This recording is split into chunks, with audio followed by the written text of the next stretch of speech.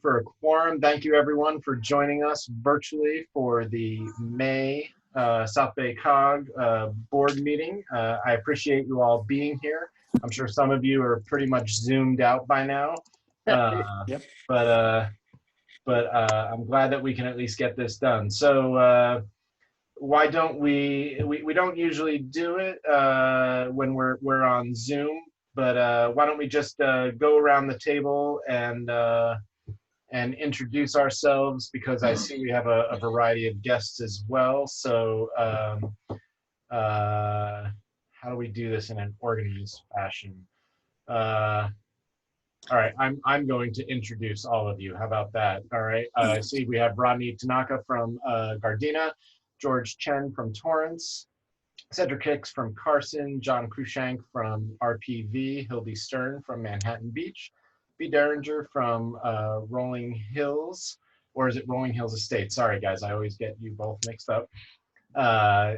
Kenny Cow from Palos Verdes Estates, Olivia Valentine from Hawthorne, Joe Buscaiano from the city of Los Angeles, Britt Huff, again, from Rolling Hills Estates, or Rolling Hills, my apologies again, Jennifer Lamarque from Supervisor Hahn's office, representing District 4, Ralph Franklin has now joined us from the city of Inglewood, Jim Gaisley with his single malt liquor from the city of Lomita, Stacey Armato is here from the city of Hermosa Beach, Bernadette Suarez from Lawndale, Erica Legria from RPV, Lacey Johnson from the 2nd Supervisorial District, Drew Boyles 2 times over from the city of El Segundo. Those are all our elected officials, and I am Christian Horvath, your host of what looks like Hollywood Squares in the 21st century. And then That was impressive. Thank you. And then I see some guests we have today. I see Holly Osborne, a resident of Redondo Beach. I see Jacob Hake, deputy to Council Member Buscaiano. I see Denny Shaw from the South Coast Air Quality Management District. Let's see, Jeff Kiernan is here from the League of California Cities. And Stephen Sawyer from Spectrum.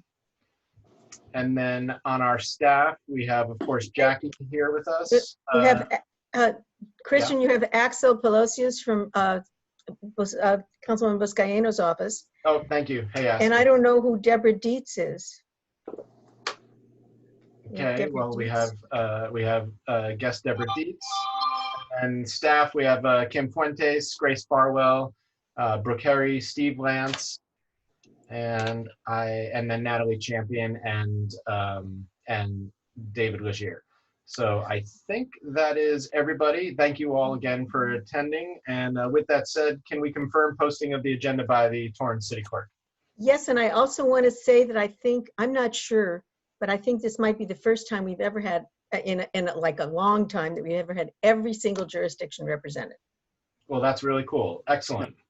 Then we didn't have to drive too far. Yeah. We can do Zoom meetings all the time. Yeah, once we get in our new office, we'll have something set up so you can teleconference in maybe. All right, and then announcements to any changes to the agenda. I'm going to move item 7A to after 9. That is just a discussion for us to kind of recap what's going on in our cities as it relates to COVID-19. I'd rather us kind of get through our business first, and then we can move on to that, just in case we have to lose anybody on the early side. And of course, this is not scrolling for me. And then let's see, what else? Yeah, that's it. So why don't we go to comments from the public? Is there anybody from the public that's joining us right now that would like to speak to the board? You get 3 minutes, and if so, please unmute yourself and announce your name. Or raise your hand and I will call on. I don't know how to raise my hand. Is that Holly? Yes. Yes, Holly, would you like to speak to the board? Yeah, I submitted the question in writing, but I'll just read what I submitted, okay? That'd be fine, thank you. Okay. It says, on page 64 of the agenda package, you state, on another note, in January 2020, the Metro Board approved a contract to hire a firm to start the environmental process for the Green Line to Torrance. Public meetings on this matter have not yet been scheduled due to the COVID-19 public restrictions. However, once the public assembly restrictions are lifted, Metro has tentative dates scheduled for late summer, fall 2020. That's in your package. My question is, what are these tentative dates? And are there any minutes to the meetings that the firm has had on this matter since January 2020? If so, is there a link to those minutes? Thank you. Holly Osborne, Redondo Beach. Okay, thank you, Holly.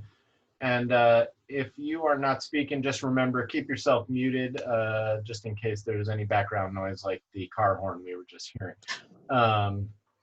Okay, is there anybody else that would like to speak right now under public comment? All right, seeing none, then we will move on. Thank you. Consent calendar, we have items A through F. Is there anybody that would like to pull an item from the consent calendar? Yes, I would like to, this is B, pull item E from the consent calendar, please. Okay. Is there a second to pulling item E from the consent calendar? Actually, we don't need a second. Sorry. Okay, so anybody else want to pull anything? Motion to approve. Okay, we have a motion to approve. Is there a second? Second. Second. Okay, I will take that as a, I saw Olivia light up first, so we'll take Olivia as the seconder on that motion. Okay, so we are approving the consent calendar except for item E. All those in favor? Aye. Any opposed? Any abstentions? Okay, then let's go to excluded consent items and. Mr. Chair, Mr. yes. Chair, I wonder if we really should take a roll call since we have so many guests and it's impossible to say how people vote, who voted. Well, that's why if nobody answered to no or abstention, then we're good. We're going to count that as a unanimous aye. That's how we've done it. I'm sorry, what was that, Jim? It take a lot longer call roll on every item, so. Yeah, I know it would take longer. I realize on a handful of the other boards meetings that I've been doing, we are taking roll call and it is extremely painful. But in this case here, where I can see you all, if you answer in one of the three categories, we will make sure that you are accounted for. In this case, it is definitely unanimous, so we're good. So let's go to the excluded item, which was E, the financial reserve policy. B, go ahead. What would you like to bring up? Okay, with regard to this, this is something that I believe we should be discussing, and there should be some ample authority for more than what was placed in the agenda items, because this reserve policy was previously established by the board several years ago prior to the 5-year dues increase, which would, according to our decision previously, that 5-year increase would provide us with a requisite sufficient reserves for the board and for the COG to operate. This is more than doubling the prior reserves that were agreed by the board previously and for which the dues increase was established. But there's, I don't think there's enough information to be able to establish we should more than double the reserves, and that all the items are necessary for the reserves that we're going into this estimation, because this is just if approval of this will be essentially an approval of another dues increase, because there will be reasons because of this decision that will be used to say that we now need to basically put a dues increase that will equate to the 400,000, which we don't have. I think they said 159,000 that are in there now, without any real justification for it. So I don't think this is properly put into consent, and I think there's not enough information provided that everybody should be able to vote for a new dues increase by voting in favor of this item. Okay, thank you. Jackie, do you want to address? The reason it was on the consent calendar is that it was discussed at the steering committee. And so we don't put anything on the consent calendar that hasn't gone through the steering committee. So they did have the discussion there. And the justification for the for this particular amount of money is we've been sort of setting a reserve based on some number. And we felt it was really important to have it based on something that was tangible. But also something that would last for a couple of years, so that it wouldn't change based on our on our budget, because our budget changes all the time due to the grants we get. So we did a calculation, as you can see, of what some of the standard expenditures are for the COG, but also what close down was, because at one point we looked at that being the issue. If tomorrow we had to go and close our doors, what would the cost be? And the cost for closing down would be about $400,000 when you take in the rent and the obligations we have to our employees and all of those other issues. So we thought if we set a reserve for 5 years, this year we can handle the $90,000 that we're talking about would come from interest and would come from our existing accounts. There is no dues increase planned for this year at all. And so in the future, it would to get to 400,000, we would have currently, under what we know today, a $37,000 increase each year for that reserve. It doesn't mean there'll be a dues increase, but Councilmember Derringer is making the point that it does set an obligation that that you would be setting for the next 4 years. I think it's important, we felt it was important, and I think the steering committee did too, that there be a amount of reserves that is set for the COG, so that we have some assurance that we can handle emergencies and also specifically the shutdown. So I don't know if you want to add anything, Mr. Chair. So I would just say right now, as we've discussed in previous meetings, the Finance Committee is currently on hold as a result of the crisis. We are not having a dues increase. We're not continuing those discussions until we get through the crisis and can address it at that point. What we're talking about here is reallocating existing funds that are already part of the COG budget to put aside for future reserve. So we're obligating ourselves to that, which means Jackie and Kim and the staff will have to figure out where that money is going to come from. And then if we so decide at a future date that we are going to have a dues increase and we are going to boost the reserves as a result of that, or whatever our discussions were related to, that would be totally separate. So does this answer your concerns and questions, or no? Well, I mean, partially yes, partially no. If as Jackie's saying that there is 90,000 in the present budget now, to add 90,000 to the reserves, without regard to what would happen in future years, which she admits is not provided for in any future budgets already, then I think the motion should be just to simply say, okay, we're going to devote $90,000 more to the reserves, knowing that we can pull it out if we need it. I mean, and the reserves are just money's being put into a fund that you may not have. That's why it's called a reserve. You may not need to use them. But, you know, I don't think without justification, since there isn't going to be, we've been discussing very arduously about what a dues increase, and I don't think it's appropriate to put in for 4 more years monies that are not readily available, when the whole issue is whether or not the members are in support of an additional dues increase, and this would set it up for an additional dues increase. That's my point. I don't think this sets it up for an additional dues increase. As right now, this is a policy call.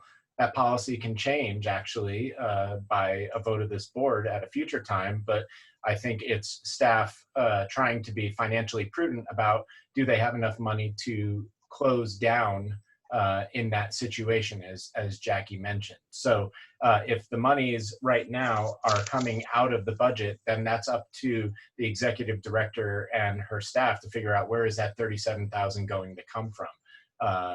That is a totally different policy call as to whether we would raise dues and have that go towards either general operations and or reserves. So we have not finished that discussion, and we can.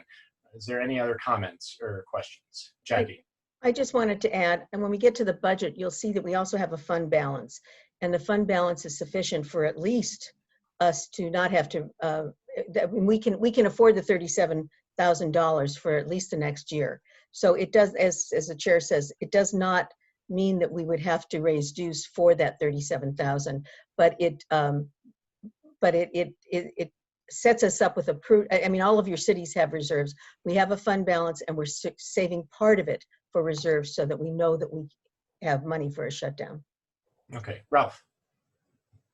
Yeah, so I raised the concern that we support the amended budget as presented, because when we had our steering committee meeting, we raised the concerns about the bubble that we're on and the concern that we may have with reference to retaining and maintaining our staff, as well as our legal commitment we've made in our new move and the financial obligations we have therein. In addition, we raised the concern as well about the current sponsors and supporters through grants, et cetera, may not be there during the next year or so. As a consequence, people are now trying to adjust to this COVID-19 impact it's had on cities and the various providers that have provided us grants, as well as other dollars. So therefore, we agreed that we were going to take the 2020-21 $53,000 from interest rate earnings, and then add the additional 37,000 for a total of the 90,000, which will bring us where we are, which is what we want to be today, and then sustain that to reach the total value of 400,000. And also handling our day, we have that reserve, which is unencumbered funds.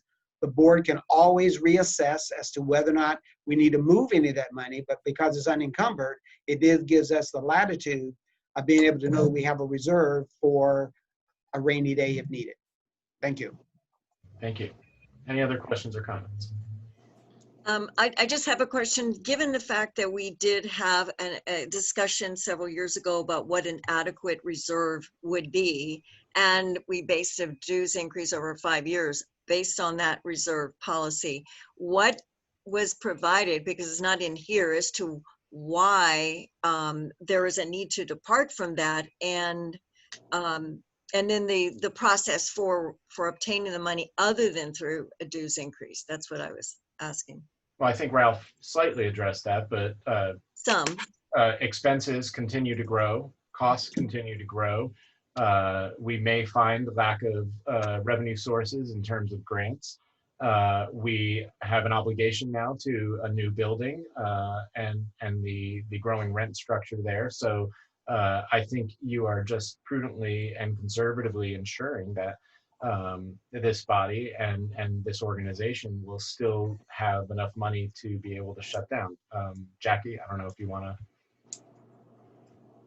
I think that the $150,000 that we tried to raise for reserves before was not based on either our operations or our potential shutdown. And what we decided what this policy does is it says we really should be basing the reserves on something very specific so that we understand it, and we should keep it there for 5 years so that it doesn't keep changing and we can budget for it. So this is trying to establish a real financial reserve policy in which we can, which is based on our costs. And I don't think the other was. I think the other was based on what we could afford at the time. Okay, George. Maybe I'm a little confused here since it's my second board meeting. I think Jackie said this reserve is based on a rough estimate of 400K should we have a shutdown. Did I hear that clearly, Jackie? Yes, yes. Okay, maybe that's a concept that's a little foreign to me, that the reserve is used for shutdown. Well, we were trying to establish a certain amount of money that would allow us to get through emergencies. And so we thought that one of the emergencies we might have would be shutdown. And so if you can see there, we have in there a listing of a lot of our expenditures that we probably would consider essential. And that came to $900,000. We didn't feel a reserve, a 100% or 50% reserve would make a lot of sense, but we felt that, and we had discussed this previously with one of our financial consultants, that budgeting so the employees and everybody else would be taken care of in the event of having to leave in some kind of a reason, that would be something that would make sense. So we established that. We have a 5-year reevaluation of that policy. And we also have, someone asked, I think, at one of the meetings, if we did shut down and there was money left over, what happens? And the policy also includes rebating any remaining funds back to the cities based on how much they paid in dues. So it is trying to be comprehensive and trying to explain where how we're protected in the future, and also what we would do with the funds. Okay, I don't want to belabor it because it'd just be new to me, but it's the first time I heard a concept of reserve is for shutting down. I think of reserve just like, something unexpected happened and you needed some funds which was not budgeted. It's almost like a risk management. A catastrophe happened. COVID-19 happened. We couldn't pay for this. For a shutdown just seems not norm. I think it's a little, if we had an emergency, we would take it from this reserve. We're basing it on shutdown costs, but it is a reserve like any other reserve. Okay, Ralph, I see you raise your hand again. Yeah, just very simply, you muted yourself right mid-sentence, Ralph. You want to start again? try again. Can you hear me now? Yes, I can. So I'd recommend everyone to look at the staff report on page 38, which spells out the economic uncertainties, which solidifies the concerns the steering committee had along with Jackie on why we should increase our reserves for the, as it says, the economic uncertainties for local, state, and national economy. End of comment. Okay. If there are no further comments or questions, is there a motion to accept the policy, the financial reserves policy? I so move. Okay. Wells. Okay. It was a motion from Mr. Franklin and a second from Mr. Boyles. All those in favor? Aye. Aye. Are there any opposed? I'm opposed. Okay, George, so Torrance and B are opposed. Are there any abstentions? Okay, thank you. All right, then let us move on. Okay. All right, so, sorry folks, scrolling through here. Okay. What I'd like to do right now before we get into the budget review is I would like to make a special presentation to Council Member Ralph Franklin for his service on as chair of the Metro Service Council. Natalie or David was going to put something up. There we go. Thank you. So Ralph, in recognition of your service as a member since 2007 and as chair since 2009 for the South Bay Metro Service Council, the South Bay City Council of Governments recognizes your dedicated leadership on the council, specifically as its chair. You have set an example of high standards for members of the council, including the importance of the adopt-a-line for each member, and you have provided an important perspective to addressing improvements to the South Bay's regional transit system, enhancing our quality of life.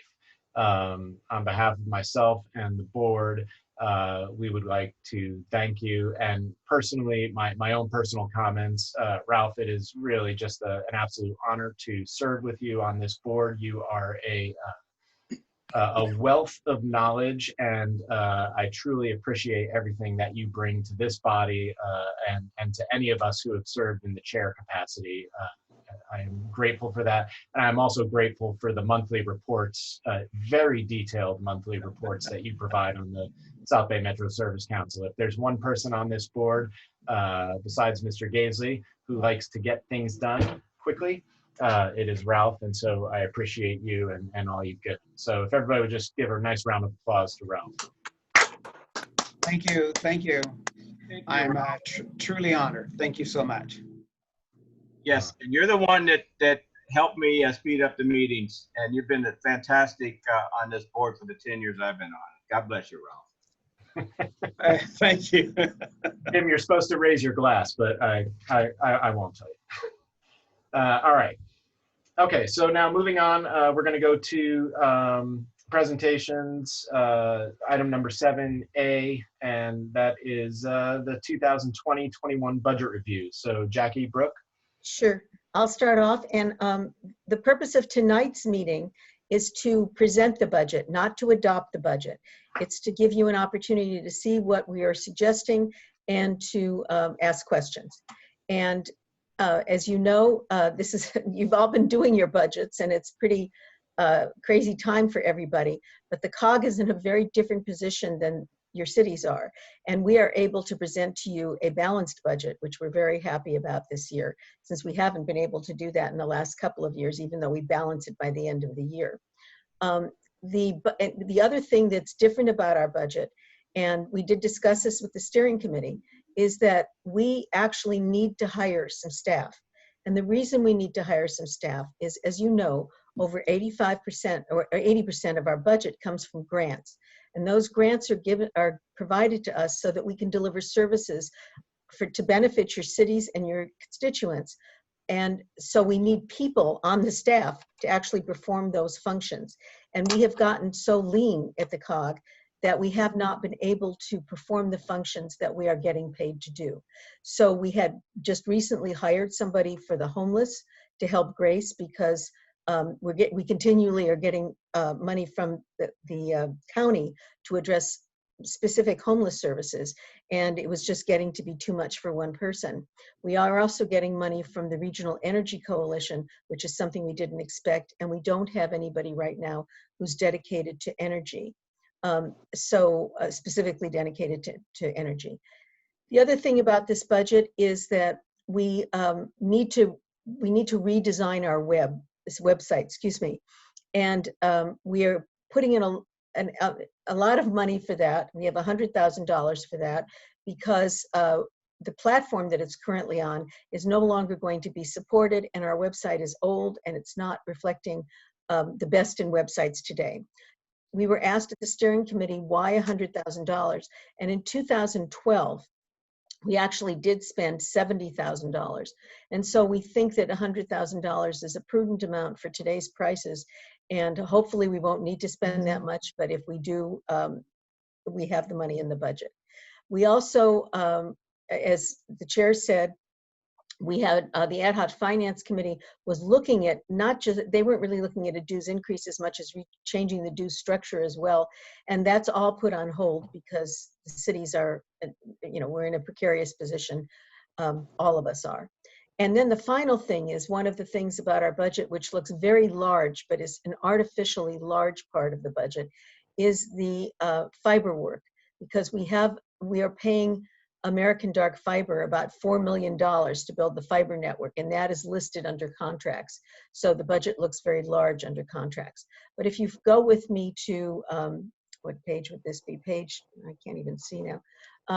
To the revenues, it's page 68. That's the summary sheet, is page 68. And you can see that our proposed budget is a $6.5 million budget, and the expenditures are $6.4 million. So we do have we're projecting that we will not have a deficit budget this year. And that does include reserves. Then we have our pie charts on the following page, which shows our revenues and our expenditures. And once again, you can see that dues is a small part at 6% of our revenues. When we get to the next page, and I'll just go through this rapidly, and then Brooke and I can answer any questions. When we get to the page 70, you can see this is our revenue page, and we are no longer doing the holiday light exchange, And but the other items are pretty much staying consistent. We're very fortunate that Dominguez Channel gives us an administrative fee to do all of their invoicing. And if you are part of a stormwater board, we hope that you will tell them that the COG can do that for them, and that would help us with a pretty stable financing. And then we have our grants, and the grants add up to about $5 million. And as I said, we've got $4 million, which is our item that we're paying for the fiber. So that's why that's so large. And I will just answer questions on that page if you have any, but I can keep going. The next page is our expenditures, and you can see the salaries for the employees, and then our office expenses and professional services and contractual services. And we've added in here, as you can see, specialty legal services, because we do pay for the anything over and above if we need a specialty lawyer, for example. Then we have our contracts on salaries on the next page. And then at the we have an acronyms list, and at the very end, we have our budget narrative. The budget narrative goes into trying to explain each of the line items. And I would say at this point, I was going to say it later, but General Assembly sponsorships, we received a lot of sponsorships this year. It was the highest ever. And what we're doing with them, the steering committee has decided that what we're doing is we're going back to the sponsors, and we're asking them if they will leave their sponsorship with us. We will give them publicity for the rest of the year. And we've just started going back to them, but we already talked to one sponsor who said, wow, that sounds like a pretty good deal, because it's more publicity than they would have gotten normally. Usually we do the General Assembly, and then we thank them in the next newsletter, and that's the end. But we're promising to thank them in every newsletter until December. So, and then if they actually give us money for next year's General Assembly, that even more benefits. So we're trying to find ways of keeping that money, but we definitely project to have less money next year. I guess the best thing for me to do at this point is probably to answer any questions. You can see the narratives there, and we end the budget with our fund balance, which at the end, you can see the fund balance is on page 77. So Brooke and I are here to answer any questions. And as I said, we're not asking for adoption tonight. We're asking you to ask us questions so that we can make any kind of modifications you're looking for and bring it back next month for the actual adoption. Okay, if there's any questions, click raise hand or just wave wildly at the screen. We'll go with Olivia waving wildly. Good evening. Jackie, do you expect to have any reduction in grants as a result of COVID-19? So far, thankfully, we haven't had any. And even West Basin is giving us even a little bit more money this year, which we're very excited about. So we're constantly looking for more, but I guess I should say, first of all, that we are losing, one of our grants is ending next year, and it's our local travel network, and that's 120, and you'll see that it ends, I think it's $127,000. So that's in the budget that we'll no longer have that. We've applied for another grant from Caltrans, which they were supposed to have told us about a month ago, but we don't even know if we get that grant, then that would be wonderful, but we're not anticipating it. I don't think there's any, we're obviously always looking for grants. One, for example, and I'll say this to all of you, is that Hawthorne and Torrance are getting money for green business work, and they've turned that money over to us, and we're doing that work for the cities. It's money we cannot access, but your cities can. And so if you want more information on how you can, how we can help you help us, please let me know. I'm gonna ask, I know Kim is here. Kim, do you wanna answer anything about other grants? I would say the only other one that we're anticipating will end mid-year next year is the SoCal Gas Partnership. The whole world of energy efficiency is changing, but we are working very closely with LA County REN and trying to capture and provide those services through that organization. And we started that project just last month, and it's looking very good. Very excited about what we can do for the cities. And so hopefully we'll be able to actually offset that with maybe REN-related contracts. But right now we have been told by SoCal Gas that will go away after December. Okay, anything else, Olivia? No, that's all. Thank you. Okay, Drew?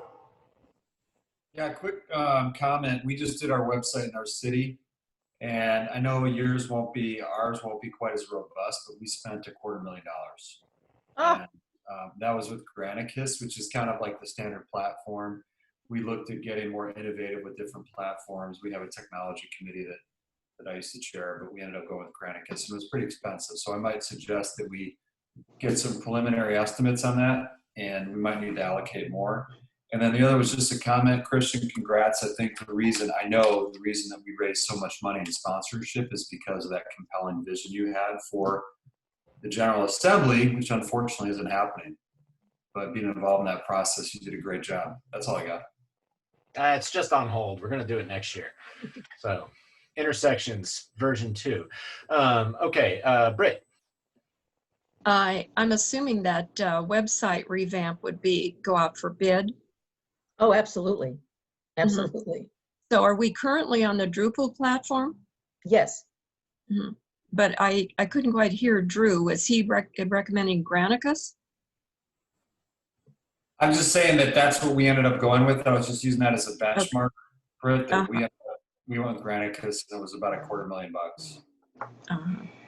I would just say, as a company that does graphic design and web design, can it be that expensive? Absolutely. Do I think it needs to be? I don't think so.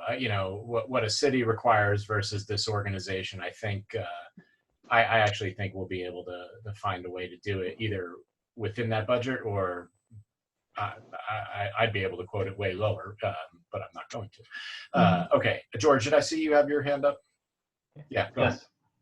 I think probably at the steering committee, I'm the one that raised the 2 issues on the budget and the website. I think Britt asked a question that I was going to ask was, just go and get at least 2 or 3 bids. That's probably the right thing. I don't think the COG needs the type of website I would say the city of Torrance or the LA need. You need something practical and useful. And then still philosophically, I would, at this point, the COG probably isn't taking a financial hit as most of the cities who needs to generate revenue and balance our budget. And I still have a very difficult time that we are the amount of hiring we're doing at this time when most of us are thinking about cutting our legs off and as least as possible. If the COG, it would be, to me, it will be setting a bad message. If there's a way we can let the as we open up our cities and just delay it maybe 3 months and see how it goes. Philosophically, I have a really hard time with the hiring and the increase in that category of the budget when everybody else is just trying to minimize the casualty. So.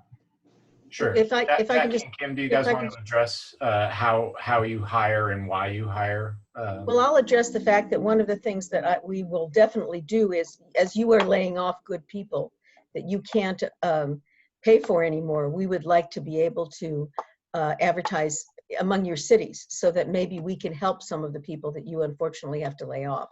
And so we hope that this is going to be a benefit to the South Bay and to some of the people that are being hurt. Kim, did you want to answer anything? I would. The main thing I think is important. Sorry, there's a little bit of noise in the background here. Is if we do not hire staff to do the work, then we need to reduce your revenue. That staff is directly connected to the revenue you see on this page. So if you're looking at homeless, that's one of the categories. If you're looking at SoCal Ren, I think there's 80,000 listed there. That's another category. So you would have to actually reduce your revenue.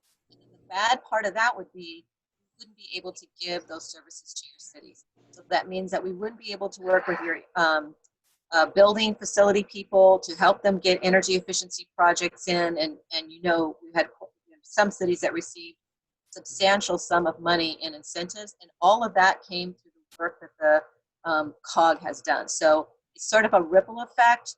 And I know it sounds like 3 people is a lot of people. 1 person's already on staff. but they're really tied directly to your revenue.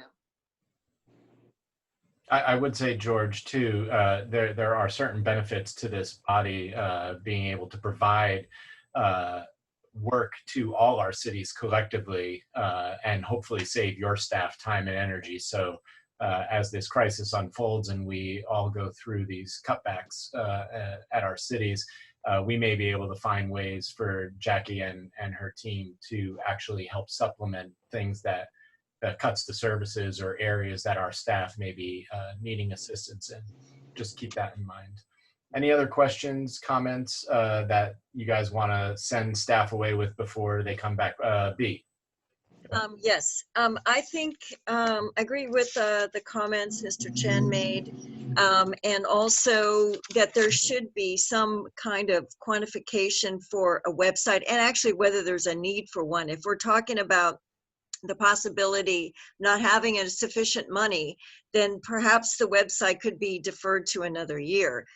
So I would like to hear more about the real need for the website, other than the fact it was revamped in 2012, and that's been a while ago, 8 years ago. So the other thing is, I would like to see some quantification. I ask this every year, and I never really see it, but exactly line items for how the money is being spent and to whom and for what purposes for the $420,000 that goes to Jackie Baccarat and Associates and to Jackie Subs. It always is put in there as I just divided into like, hey, this is how much goes to Jackie and Associates, and the other, this is how much goes to these subs, which are unnamed, but what they do and how the money is allocated within there is never provided, the specifics. It should be same as every other line item. The other thing is, I would like to see what we have in terms of staff, in terms of what they have been doing in the past. If we need to hire somebody for these specific tasks, then perhaps there's some way to reduce hours or to get temps or interns to handle other tasks so we can reduce staff or staff hours in other areas so that we're not in a position where we're actually having to spend additional monies without a real justification for it. So those are my concerns. I'd like some more information in those areas, please. Sure. Jackie, I know you've addressed B's concern related to your contract and the subs repeatedly over the past few years. Do you want to address that now, or would you rather do that at the next meeting? Every year I come up with I don't know that it belongs in the budget. I always give B a breakdown of what the consultants, sub-consultants do and what I am paying them. If that's something you need again, I can give you that, but I did that last year and I did it the year before and whatever. As far as the website is concerned, if you want me to go on, the staff report does explain that we are on a Drupal platform that is no longer going to be supported. So if we waited for next year, we would run into the fact that we might actually run into our website no longer being supported. So I think it's prudent that we get it done earlier, and I can't remember the other items. Yeah, I will just say Drupal is a content management system, much like WordPress. I'm sure most of you are familiar with WordPress. So it would be my recommendation that the site move to a WordPress system that would also allow greater flexibility for internal staff to manage the website themselves, as opposed to relying on outside services. John, go ahead. Thank you, Christian. You made one comment I was going to make, that I feel if our websites from 2012, there's so many changes that have occurred over the last 8 years that I would recommend that we go to a new platform like WordPress. And then I love George dearly, but unfortunately I have to disagree. I believe in these tough times where all these people are losing their jobs, we should, if there's an opportunity to hire anyone, we should be doing it. And then, like Kim said, we have an opportunity to get these projects going, and we need these people to do that. We can't just hire interns to do that. And so I'm in support of bringing on new people. And I think the numbers in Torrance, which are in the hundreds or thousands of people, is kind of a different animal than the few people we're talking about here. So I'm in support of hiring additional staff. Okay, thanks, John. Britt? I was just going to say that I think that even though WordPress is much more hands-on for staff, which is a great aspect, I think that if we're going to make this transition, we should go with a platform that's a little more sophisticated and updated looking.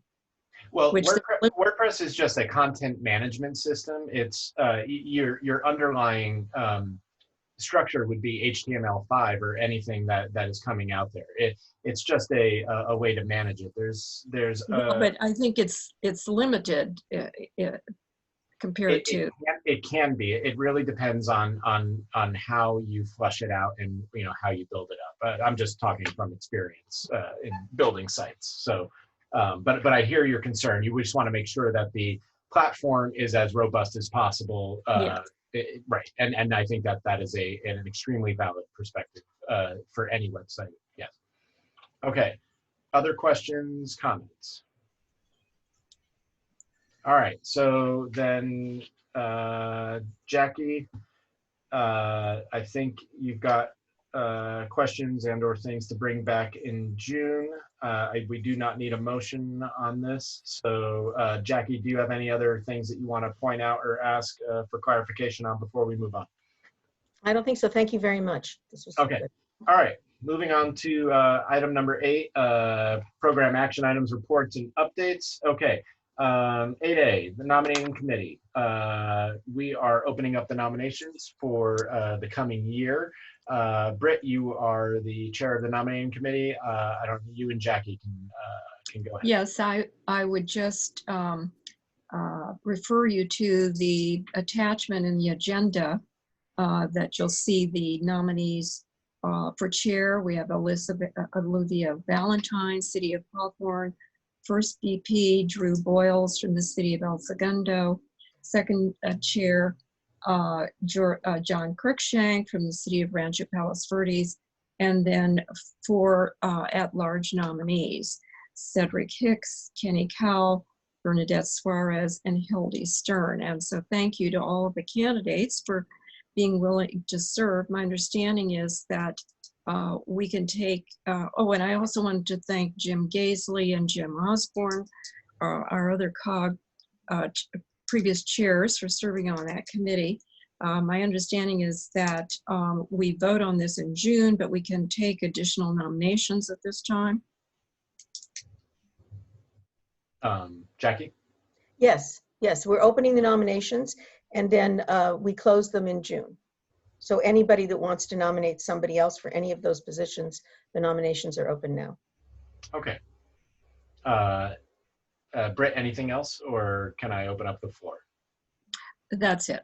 Okay, so at this point then, is there any discussion, comments, questions, or would anybody like to nominate anybody else for consideration? I would remove the recommendation from the committee, Mr. Chair. Okay. We have and I don't think we make the vote tonight. Is that, did we say that, or? Yeah, we don't vote tonight. We actually, we keep the nominations open for a month. Got it. So this is anxious to get these guys going. Oh. I'm sorry, what's that, Joe? Just anxious. Okay. You'll have to come back, Joe, to the next meeting. I'll have to. Okay. All right. So if there's no questions or comments, is there a motion to just receive and file the item? So moved. Okay. Is there a second? I'll second that. And Christian, you know that you'll be able to participate in the General Assembly next year? Did Britt talk to you about that? Yes. Yeah. Thank you, Jim. Yes. I appreciate that. Okay. All right. So there's a motion to receive and file and a second. All those in favor? Aye. Aye. Any opposed?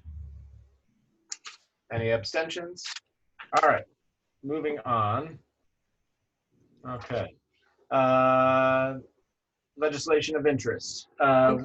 Just FYI, folks, Natalie did send out an amended legislative PDF about an hour or two before the meeting. So just check your emails in case you want that, if what's in the packet is not fully up to date. Go ahead, Jackie. I think she might have put it in the chat. I don't know. And I'm sorry for this last minute, but if you are aware of what the legislature is doing, they're meeting this week. So I felt it was important for us to figure out what the latest status was. So if you look at the legislative matrix, there are some bills, and I think I probably will drop them next month, that haven't moved since February or even January. And I wanted you to see them, but the legislature, as Jeff will probably tell us later, has a new rule where because it's an abbreviated session, they're only having legislators do a few bills instead of the normally hundreds of bills that goes through. So I will remove the ones next month that are definitely not going anywhere. The first thing I wanted to bring to your attention is SB 795, which has been amended substantially. It is a bill that's supported, I think, by the League. We did support it before. It asks for money that would go into programs for housing, workforce assistance, pre-apprenticeship programs. And because it's been substantially amended, I felt that we needed to reaffirm our support. And so that would be the first one. If you want to, the other thing, another one that was added was a bill that I got from the League, which was once again AB 2580, which is a housing bill.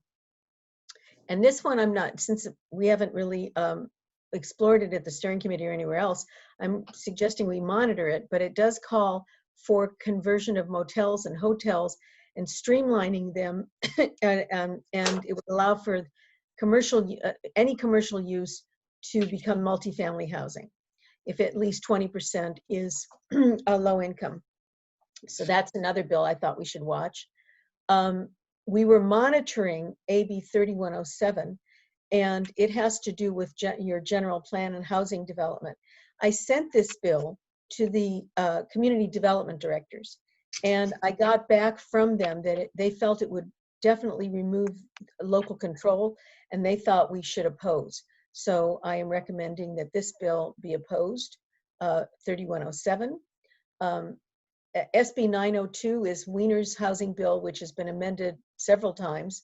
The latest amendments still include CEQA exemptions, and also I think it does exempt places, I think like the peninsula where there's fire hazards, but it does still allow up to 10 units of residential density per parcel. And we are currently opposed to it, but there are still some changes, so we probably need to send another letter. On recently added today, I guess, or recently was SB 1299. This I'm recommending support, and the League supports this. And I thought of all the bills, this was really a good one, because it says if you have commercial sites that are idle, instead of just the state mandating this, everything that you have to do, this one says you will get property tax based on the commercial status of that site for 7 years if you turn it into housing. So it gives cities some incentive to finally consider housing when they're going to lose money from commercial retail. So I'm recommending that we support that bill, or the steering committee as they heard that bill.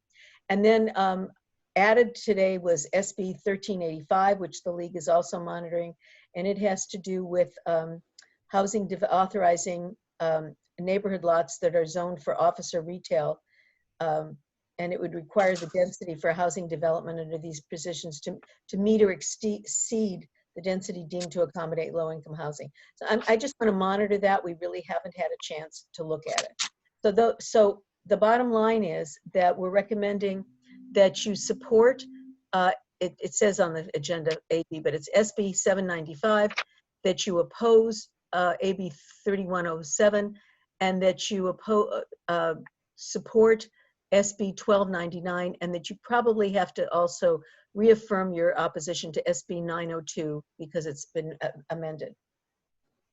Jeff, do you want to add any color? I did want to just, I was trying to read along and keep track. I did just want to, on SB 902, the Wiener bill, it's my understanding that is strictly an opt-in program now. I believe the League is going to end up removing our opposition. Actually, I think we're just going to let it, because you're right, you would need to submit a new letter. So the League is just going to let that one stand on its own, I believe. So, Okay. and I have to say, we haven't read them in great detail, but you're saying it's opt-in for anybody at this point? That's my understanding, yes. So, Okay, Drew. Yeah, I was just curious on AB 2580, why we wouldn't oppose, given that it certainly goes against local control if it's like a one size fits all. And I know in our city, we certainly wouldn't want to allow that a motel under ministerial rights gets the ability to convert to housing, especially on the east side of Pacific Coast Highway, which is no residential whatsoever. So I'm sure other cities have similar concerns. I just don't know why we wouldn't oppose that one right off the bat. I actually was playing around with that in my mind, and then I thought it hadn't been to the steering committee. So it's really up to you. I can help with that if you'd like. We would expect that these hotels that would be converted are the ones that are typically not the moneymakers. They're typically the rundown motels, very small that you see in some places. These would not be the larger places that are actually bringing in revenue. So in order to sort of be ripe for conversion, they would need to, more than likely, they would need to be the sort of the rundown, out-of-date ones that aren't being well used. Jeff, with that in mind, what the concern that Drew is effectuating, right, is well, partly one that's really specific to his city, right? On the east side of PCH, you cannot have residential, as El Segundo doesn't. So in that situation, you know, is there any text in the bill that has carve outs for areas that are not zoned to allow for residential, I guess? I do not believe so, no. Okay. I'm even thinking of Manhattan Beach. I know Hildy's on. I think I saw her there. I mean, they've got couple small little motels that right along Highland, I think, if I remember correctly, that you wouldn't necessarily want to just allow universally to be able to be. I mean, it sounds like you wouldn't be able to dispute it as a city. A developer came in and said, I'm converting this motel to a housing development. The way this is written, the summary, of course, you wouldn't be able to dispute that. Is that right? So yeah, for that, if that's the case, I certainly would not support it as written. Okay. Yes, Rodney, go ahead. And then we'll go to I understand what he's saying about you know, hotels that maybe aren't doing well, but who's going to make that determination? Who's the one that comes in and says, well, you're not coming up to standard, so we're going to turn you into a housing? I mean, that kind of takes away from local stuff, doesn't it? Jeff? Yeah, I would have to agree with that. Yes, it is. You know, the understanding I haven't read the bill in detail, but it would totally be up to the developer. But I just don't see a lot. And obviously the cities on this call do have some concerns. So that certainly makes sense. But the league is going to remain neutral, I believe, on this one. Thank you. Olivia and then Ralph. Yes, I have a concern. I would not be in favor of this, of approving this bill either. As far as Hawthorne is concerned, we're already extremely dense. And, you know, part of the problem that we've always had is that, you know, that the developers have been given the option to build and been given density bonuses. And as a result, our city is extremely dense with housing, and we really do want to move away from the ability of allowing housing as a by right process. So I would really be opposed to this. And again, I agree with Drew that it removes local control from the picture. Okay, thank you. Ralph? Well, those same sentiments, particularly if the cities do a general plan, and to have our local control be taken away from us would change the footprint that the governing body of the city has vested as to the way we want to see the development of our city to go. And we dictated that, no, we now have to allow housing to come in, whether it's commercial, hotels, motels being converted, I think it sends the wrong message. And I would be in opposition of losing local control. Thank you. Okay. Are there why don't we just stay here with AB 2580? Are there any other comments or questions related to it? All right, seeing none, is there, Stacy, go ahead. I just had one concern with losing TOT income for communities as well. Thank you, valid point. Okay, why don't we just take a position or decide to take a position on this now? Is there a motion related to AB 2580? I move oppose. I second. All right, so that's a move from El Segundo and a second from Gardina. All those in favor? Aye. Aye. Aye. Are there any opposed? Any abstentions? Yes, I'll abstain, Christian. Okay, abstention from Jennifer. Chair, also Lacey Johnson, who is having mic issues, is also abstaining from all legislative positions. Okay, perfect. Thank you, Lacey and Jennifer. Not too loud. Sorry? All right, 2 abstentions on that one. Okay. All right. Is there any other comments or questions related to the other items that Jackie addressed on the legislative report? You know, one thing now I have Jeff on the line. Hey, I hope there's a lot of opposition to density now with this COVID-19, because it proves in New York and LA County, the more people you have, the more deaths. And I'm concerned with the RENA process recently, where we're going to put another 1 million people in the South Bay, right? Or the LA, county coastal areas. That should be brought up there. I've talked to our state representatives about it, and I hope all of you are too. Christian, you don't want to have all these homes built in Redondo, do you? And you did 25, 30 years ago. Sure, let's just add more homelessness. And yep, there's a demand and a supply issue, Jim. This is not an agenda item.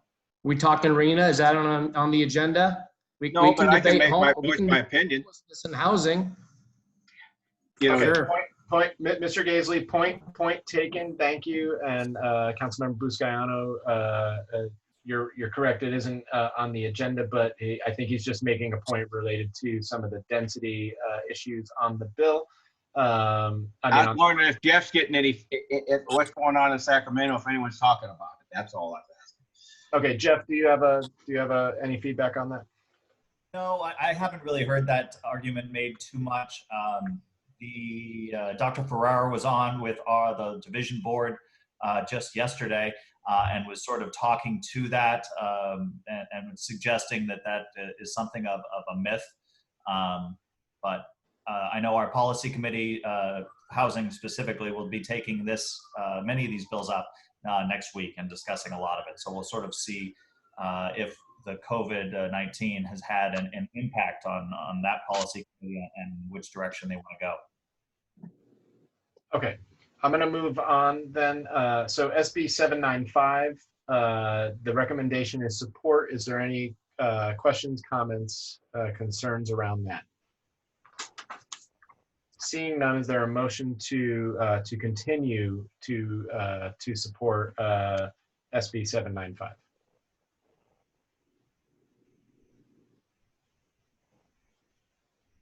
All right, seeing no motion, then that's gonna stay as support. Okay, AB 3107 from Assemblymember Bloom. It's a move from a monitor to recommend oppose based on the responses given by your city's community development directors. Questions, comments related to 3107? Motion to oppose. Okay, Cedric, motion to oppose. Second. And was that you, Olivia? Yeah. Okay, and a second from Olivia. Okay, all those in favor? Aye. Aye. Aye. All right, any opposed? Any abstentions? I assume Jennifer and Lacey, the abstention on that? Yes, please, thanks. Okay, thank you. All right. And then SB 902, Senator Wiener's bill. The recommendation is to oppose the by right provisions. Any comments, questions, concerns on that? Okay, you so move to oppose, Ralph. Okay.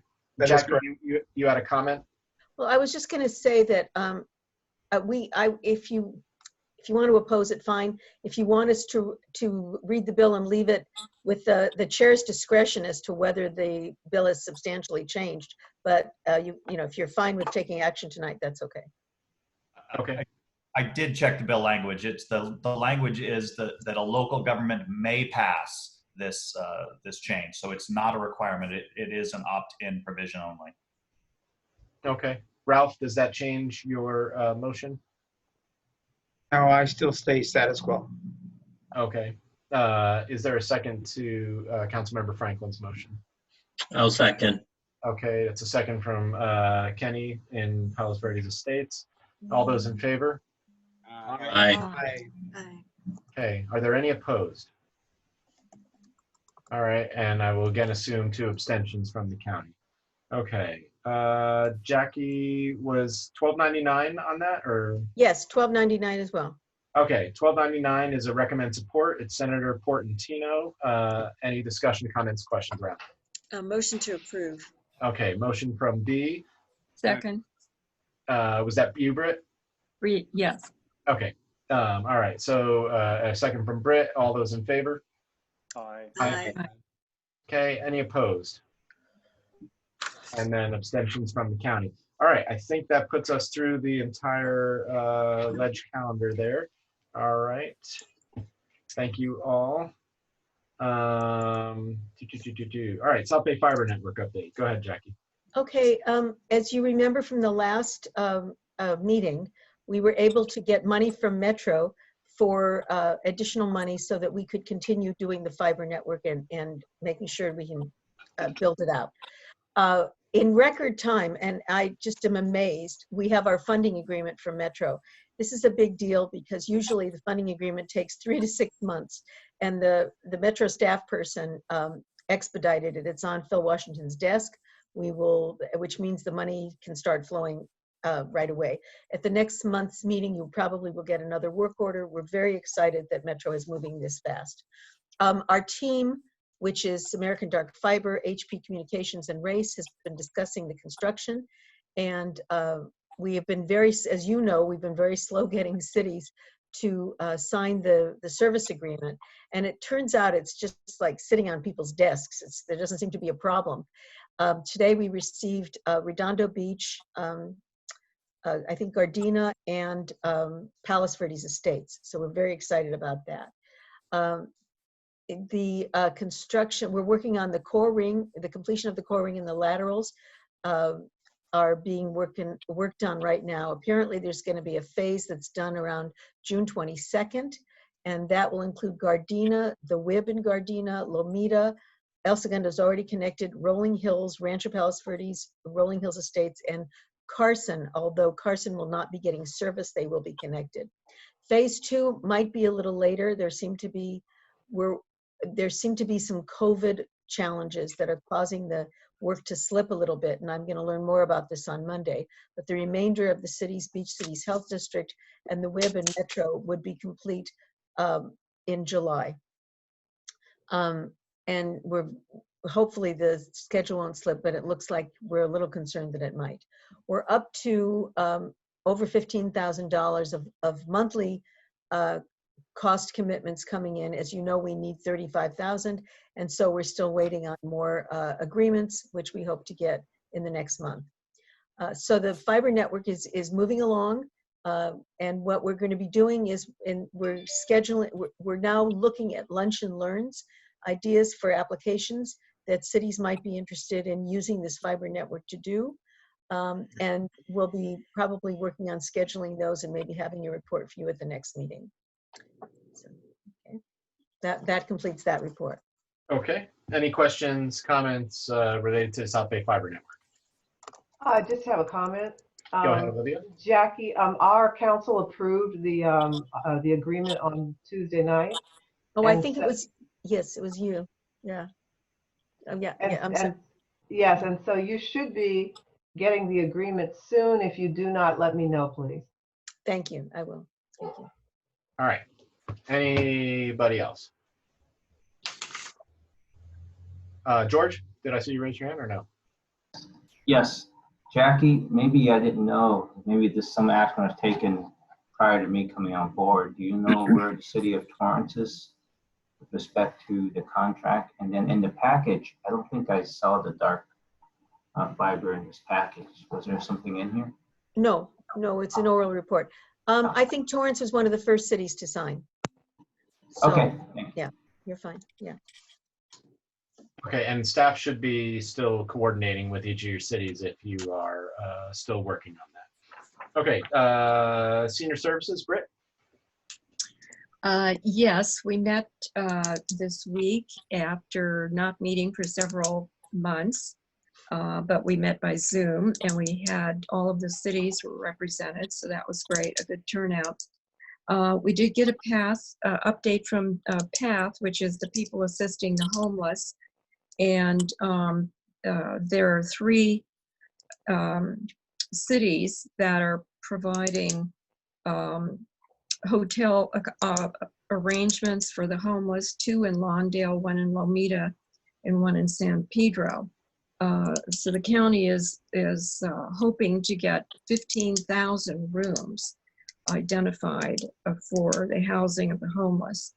And yeah, I've heard from some city representatives that all has not gone real smoothly, but hoping they will iron out the details on that. Also, we had a speaker from Dr. Donna Benton, who is a professor, gerontology professor at USC, and she's the director of the USC Family Caregiver Support Center. And she's part of the stakeholder committee for the Master Plan on Aging, which is a 10-year project. And they just sent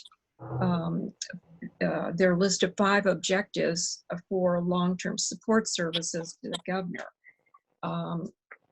which most of you probably heard in terms of the budget recommendations from Newsom. He is proposing deep cuts to senior services, including the elimination of the multi-purpose senior services program, MSSP, and the community-based adult services, CDAS, as early as July.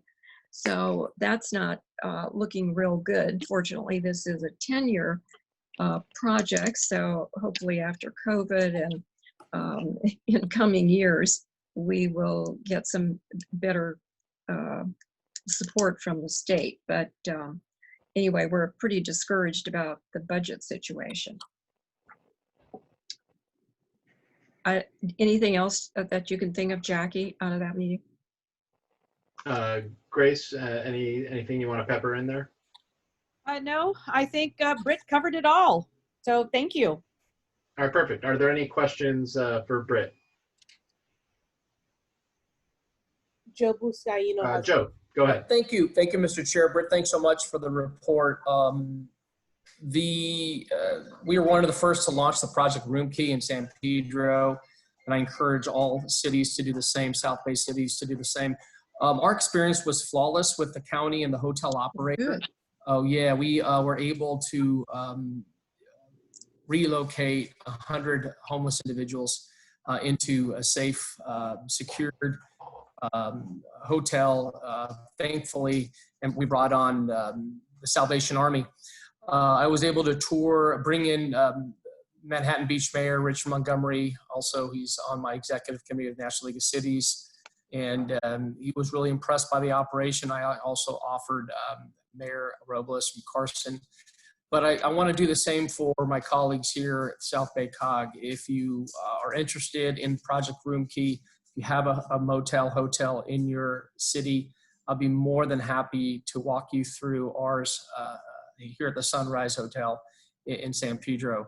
Want to recognize Jim's leadership and his colleagues in the city of Lomita, of course, Lawndale, for moving on their Project Room Keys as well. Thank you. Thanks, Joe. Yeah, Thank you for that feedback, because I think ahead, that's good news that you had a positive experience there. Thank you. Thank you. This is Mayor Pro Tem Bernadette Suarez, and I just wanted to say a few things about the whole process, because we have 2 hotels. And it wasn't as smooth as, San Pedro's experience. We had both of them happen without our knowledge. We had to reach out to the county numerous times. We did receive some threats from them that if we tried to help the project in any way, we would be sued. So it's something that we're working through, but we just hope that the county will, listen to other cities if they are planning to put hotels in there, that they listen to their concerns, because, we had a lot of residents. Our two hotels are less than half a mile apart. And so it would have been nice to have been involved in those initial conversations, because it's something that, we owe it to our residents too, to let them know what's going on. And if it's happening and they're starting to see, they come to us, and then we're not quite sure what's going on. So I just hope that the county, engages those other cities that are planning to have hotels, engages them initially, so that they have something that they can let their residents know. Thank you, Bernadette. Good feedback. Thank you. Any other questions or comments? I will say I'm working right now with the county to try to get a location in Redondo Beach. And the program has been incredibly helpful for our homeless community. I think at last count, we've moved 25 people off of the streets and into a PRK situation. So, all right. Then moving on, homeless services. Grace? Okay, well, everyone's already stolen my thunder. So, but just real briefly, just some updates, again, on Project Room Key, is throughout LA County, 3,000 people have been placed into various hotels. And then in the South Bay specifically, we've had 408 people go into the hotels as part of Project Room Key. And to address Councilmember Suarez's comments, my understanding now is that the county, everything's evolving with the county, because they started off doing it one way and are realizing that there need to be some changes and more involvement with our cities. So my understanding now is that as the agreements are getting closer with the hotels in a city, then the city manager is notified of that. And also, when contracts are executed, the COG is notified of that, and then we get notification out as well to our homeless services contact and the city manager. So I know when the second one came online in Lawndale, I sent out notification immediately to Michael Reyes with the city of Lawndale. So hopefully, it does get better as we move on. And just to remind people that these are 3-month contracts at this point, but the county will renew those contracts for a little bit longer. So it's 3 months from when the contract is signed. So for instance, if a hotel came on board yesterday, it's 3 months from yesterday, and then potentially looking forward. I do know that the county is working really hard trying to find some, develop exit strategies for once this crisis is over, and people need to hopefully find some other type of permanent housing arrangement. And then there is a food vendor who provides packaged foods, 3 meals a day. They're microwavable meals. I believe a good number of our hotels throughout LA County are being serviced by Every Table. I understand the Lomita Hotel has a new vendor called Cruise. And then screenings happen whenever the meals are delivered. So there is health professionals that accompany the DSWs who are delivering the meals door to door to ensure that safe practices are being adhered to. And then the other big exciting news, and I don't want to steal Councilmember Buscaino's thunder, but we've got 2 bridge homes that are going to be opening in early July, one in San Pedro and one in Wilmington. So that's very exciting. Harbor Interfaith will be the service provider in San Pedro, and US Vets will be the service provider in Wilmington. So that's it. That's what I have. Anyone have any questions? Okay, so who's going to match my 200 beds? Raise your hand. Let me see it. Come on. Regional strategies. We need each other. We're trying, man. We are trying. Appreciate you. All right. Britt. I just wanted to confirm with Grace that my understanding is that PATH staff are working with these people who as they move into the hotel rooms to plot, a strategy forward of getting permanent housing and working with them with any social issues that might be interfering with that. So what happens is it's not necessarily PATH, but there is a service provider that is attached to each of the hotels. So Okay. as Councilmember Buscaino mentioned, Salvation Army is at Sunrise. We've got Harbor Interfaith is in Lomita. PATH is at one of the Lawndale hotels. I do not know who's at the other one at this point. But we do have mental health practitioners out there, health services practitioners out there to deal with some of the various issues that some of these individuals may be facing. Good. So yeah, they've deployed quite a bit. And it is great because we now have folks that haven't always been easy to find on the street, and so they're in one area, so it might be easier making plans moving forward in terms of getting them into some type of permanent housing situation. Good. Okay, any other questions? Grace, this is Jim Gaisley. You know, you did speak with us at length, and we're happy to help. But, you know, we discussed an exit plan sometime because we told you before, the hotel we're using is really our only large one in our city. It's majority of the rental units. And we're hoping, you know, eventually that we'll be able to, you know, use it it is in our codes. So, but you don't have an exit plan yet. Not yet, but I've been on the county calls, and as soon as I know anything, I will definitely get information to Jackie, who can get it out to spread the word. Yeah, but so far, hey, you know, it's been working okay. You know, we haven't had any major problems. Good, that's good to hear. Yeah. Anybody else? All right, thank you, Grace. Other, Jackie, do you have anything else?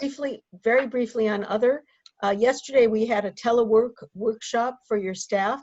I think it was extremely well received. We had a national expert, Elham Shirazi, who gave the workshop. It's posted on our website if you're interested in seeing it. And we're doing a survey, and if your staff has any questions, we have people on staff that can answer those questions. So we hope that your cities will start adopting hybrid systems, because people, it would make a significant difference to our traffic and our stress levels if people were able to telecommute certain times of the week, not necessarily every day. We're doing our office move-in, though we don't have a date to move in, but we're there. We're putting boxes away, and we'll let you know when it's available for all of us to be going into. And I think that's it for now, Mr. Chair. Thank you. All right, moving on. Transportation reports. Steve.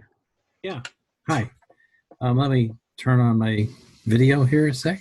There I am. Okay, so Metro had a very busy day today. The Crenshaw LAX contractor was reported to be able to complete construction by December. With 4 or 5 months after that for testing, Metro expects to open in May 2021. The Centinela grade separation design work was approved on the consent agenda. Most of the meeting was spent on COVID, and please allow me to give you a little detail on that. It's Metro has lost 70 to 80% of its weekly bus and rail ridership during this, and they've lost 95% of their fare revenue. The sales tax revenues are down 32% in March. Projected loss of $1 billion in sales tax revenue over 2 years, and another $440 million in lost toll revenues.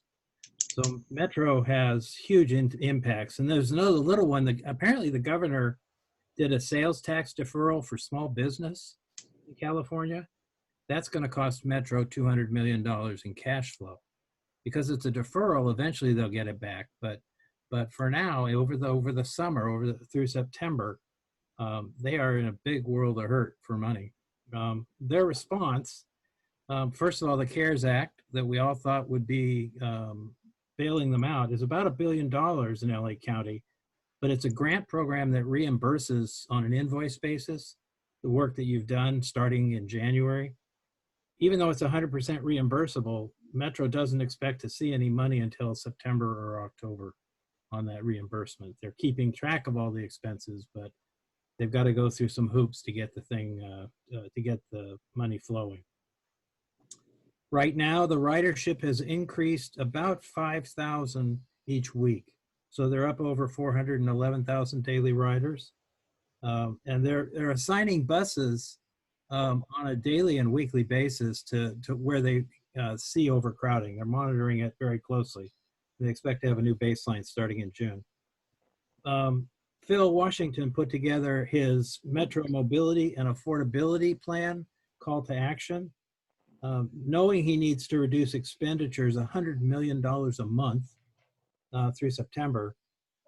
At that point, he'll bring next year's budget back to the board. So there's a continuing resolution to keep going on this year's budget through September. Consultants have been asked to voluntarily reduce their fees, their profits, by 2%, to reduce staffing levels, and to freeze pay raises until the outlook improves. Then Phil has put the projects into two buckets. Bucket number one is the work that will continue, and that's basically operations work and safety work, buying protective equipment, things like that. Keeping up with debt service. Any project that's already in a construction contract will continue. Everything else goes into Phil's bucket two. Bucket two defers $82 million by September. So he can save $100 million or more or so. The board listened to this and basically said, we want to continue development of the 4 pillar projects. If you remember, the South Bay extension to Torrance was one of those 4 pillar projects that were supposed to get done by the Olympics in 2028. The board voted not to slow that down, so that the continuing development work will occur on that. Stuff in the South Bay that is in his bucket 2 includes the Sentinella grade separation construction, not design, but construction, the I-105 express lanes, the South Bay Highway operational improvement projects that are not underway. Remember, we've got a Metro budget request in on that. Curiously, the multi-year sub-regional program, we have 3 of those programs in the South Bay, has not yet been assigned to either bucket 1 or 2. It was brought up by Janice Hahn that it was missing. He said he would return next month with a recommendation. And finally, the board passed a motion to reduce monthly passes by 50% for the next 6 months, the cost of passes, under Metro's promotional fare policy, which allows them to do that. And they asked Phil to report back in 30 days on a plan to reduce daily fares at a comparable level. And Metro is working on a comprehensive fare policy to restructure fares. Doesn't mean it will necessarily save money. It may just reallocate the pain and the benefits. If you can drop one costs here, you may have to increase costs elsewhere. So he should come back, he said, in I think 60 days with that plan. That's the report from Metro. Questions? Any questions for Steve? I have one, Christian. Yeah, go ahead, Drew. Steve, of the couple dozen projects we have for the Measure R and Measure M fundings, you probably said this already, but how does that affect, is that bucket 1 or bucket 2? I wasn't following the logic on that. There isn't any answer to that. He's coming back next month. Remember, we adopted a Metro budget request last March. And we asked them to approve it. We think they're going to try to get that recommendation coming forward in June. So we don't know whether Phil is going to intercede and put those projects in a bucket. But for now, we expect that there's going to be action in June. They have no meeting in July. So if they don't do it in June, the decision might come in August. Thank you. Hopefully we'll have a little more clarity by the time we get to our June steering committee too, so we can advocate. Yeah, yeah. Remember, advocacy at Metro, everything is being done virtually. So if we do anything, it'll have to be a letter that gets written into the record. There's no public appearances at Metro's headquarters. It's closed. Correct.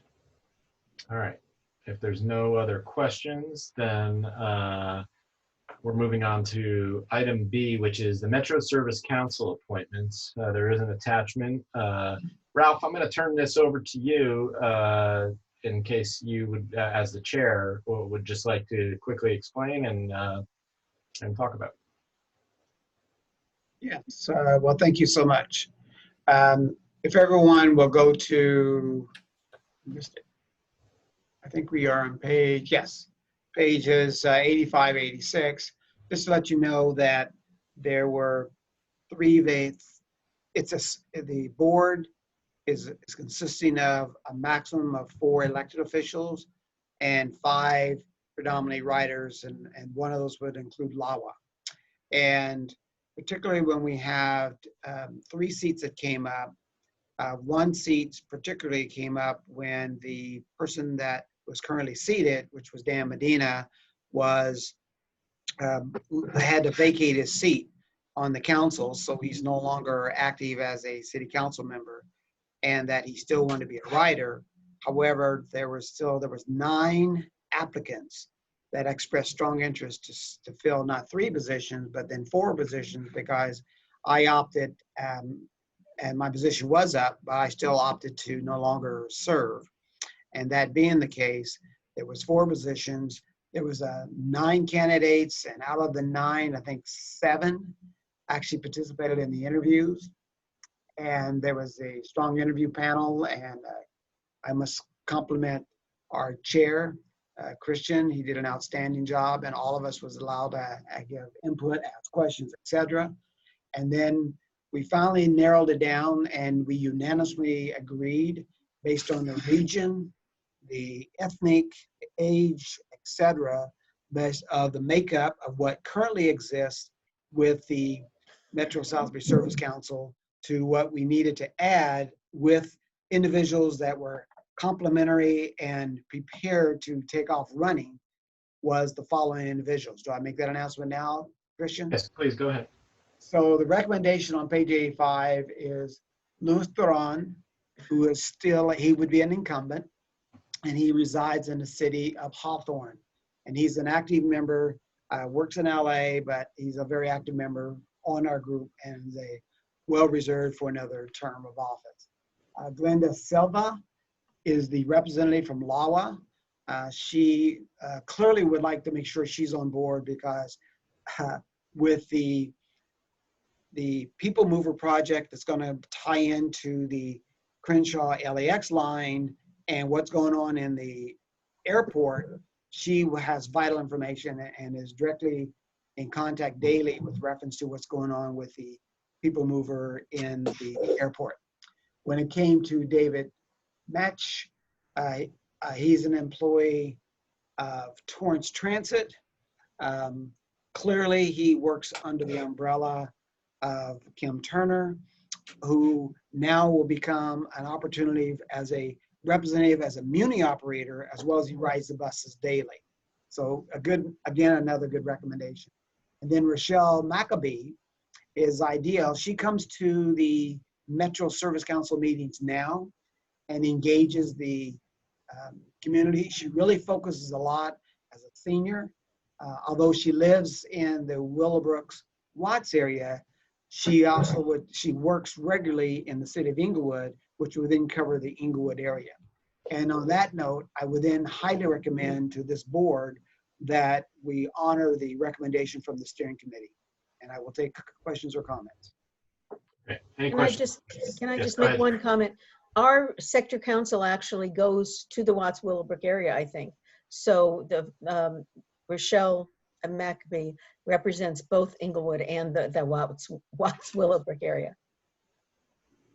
All right. Are there any questions for Ralph?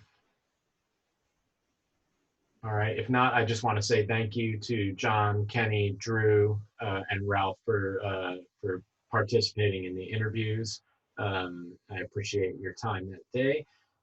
So with that said, the recommendation is before you. Is there a motion to approve? I so move. All right. Motion from Ralph. Second. I didn't catch that. Who was that? Jim Gaisley. Oh, Jim. Thank you, Jim. Sorry. All right. There's a motion and a second. All those in favor? Aye. Aye. All right. Are there any opposed? Any abstentions? Okay. Unanimous. Carries unanimously. Thank you. All right. All right. Before we get to talking about COVID-19, since Joe is with us today, as well as Denny Shaw. Joe, do you have any updates from AQMD that you want to share? Yeah, thank you, Mr. Chair. As we know, with this uncharted territory, we at AQMD, we still have to meet federal and state mandates to meet air quality attainment. We had a good month in April for air quality, not the way we want to do it with folks staying home, but it is what it is. May wasn't as good. It's kind of a complicated answer with complex environmental chemistry and sources, but this highlights mobile sources, as we all know, has been the #1 emitter of pollutants in our region, and significant impacts in our basin. So hopefully what we have seen over the last couple of months, this motivates CARB to move faster on statewide regulations and not rely solely on South Coast to lead the charge. Know that the board will be meeting next week. Some exciting items I'd like to share with you. The approval of an electric truck demonstration project with Daimler Trucks North America. They will build 35 electric trucks and let 9 of the largest fleet carriers use them for 2 months. It will help show the carriers that these electric trucks work, especially through the long hauls, as good as any diesel natural gas fleet trucks, knowing that they're just as dependable. And as chair of the AQMD Tech Committee, really happy to advance this effort forward. You should all know that we're receiving more money on our Replace Your Ride program. This program has been very successful. It gives folks $10,000 to qualified low-income individuals to purchase an all-electric vehicle. The applicant needs to own an old functioning vehicle and qualify by income. We'll also have a presentation on the emissions reductions and air quality impacts from COVID-19. So with that, as you know, Jacob Haig on my staff is my AQMD liaison. And if you have any questions or comments, please turn to me or Jacob. That's my report. Thank you, Mr. Chair. Thank you. Any questions for Joe? All right. Well, then we are done with the business for the meeting. So the item that we moved was just a discussion around city responses to COVID-19 and reopening strategies and challenges. We did this at the head of last meeting. So we'll just do this until our time expires this evening or anybody wants to pop off. But why don't we just go around the circle here and see where people are at. I'm just going to call you in the order you are on my screen. So Drew, I know you in Manhattan and now the Hill have all sent letters. You want to talk about just some of the things you're doing in El Segundo and what's going on? Yeah, thank you. We have our fire chief recently defined a new term, which is essentially it's active cases. So in El Segundo, we only have 2 active COVID-19 cases. We've remained steady, 32 cases in total for the last 4 or 5 days. There's a little bit of blip in reporting.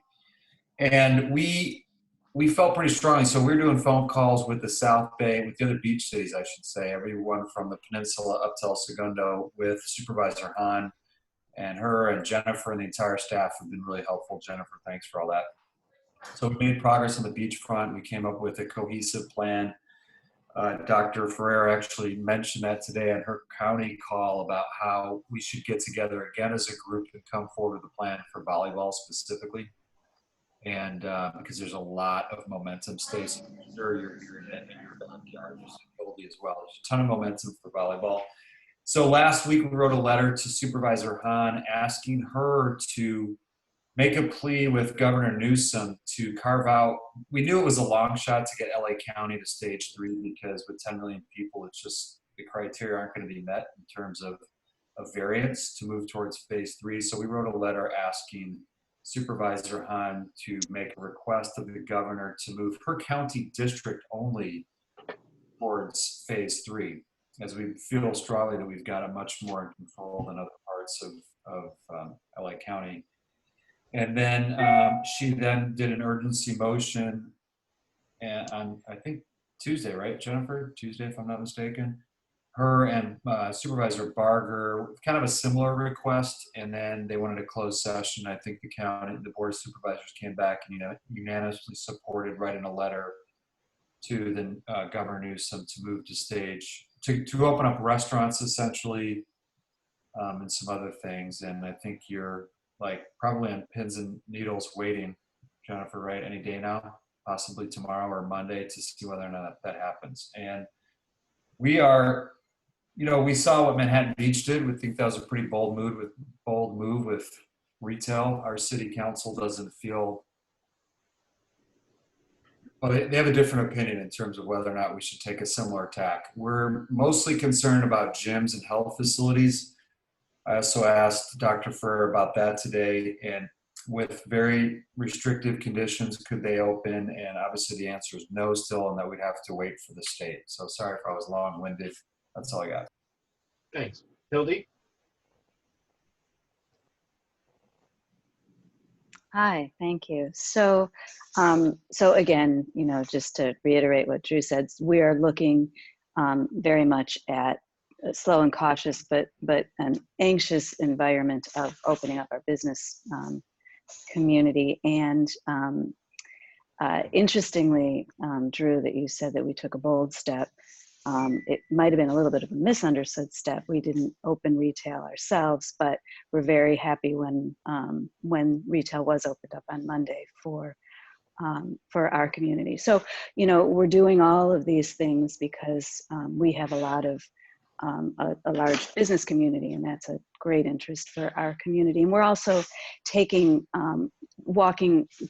different steps in our community to look at other creative ways to support our business community while waiting for the decisions from the county and from the state. So, we have a group that's getting together and trying to design ways to support more outdoor dining that we don't necessarily have right now, because we know when indoor dining opens that it's not going to be to the full capacity of our restaurants, and they need additional capacity. So in addition to working with the other South Bay communities and being in very frequent contact with Jennifer, thank you for so much patience and so much responsiveness, because we've all been just clamoring to get answers, and we're contacting you often, and I appreciate you being so responsive back.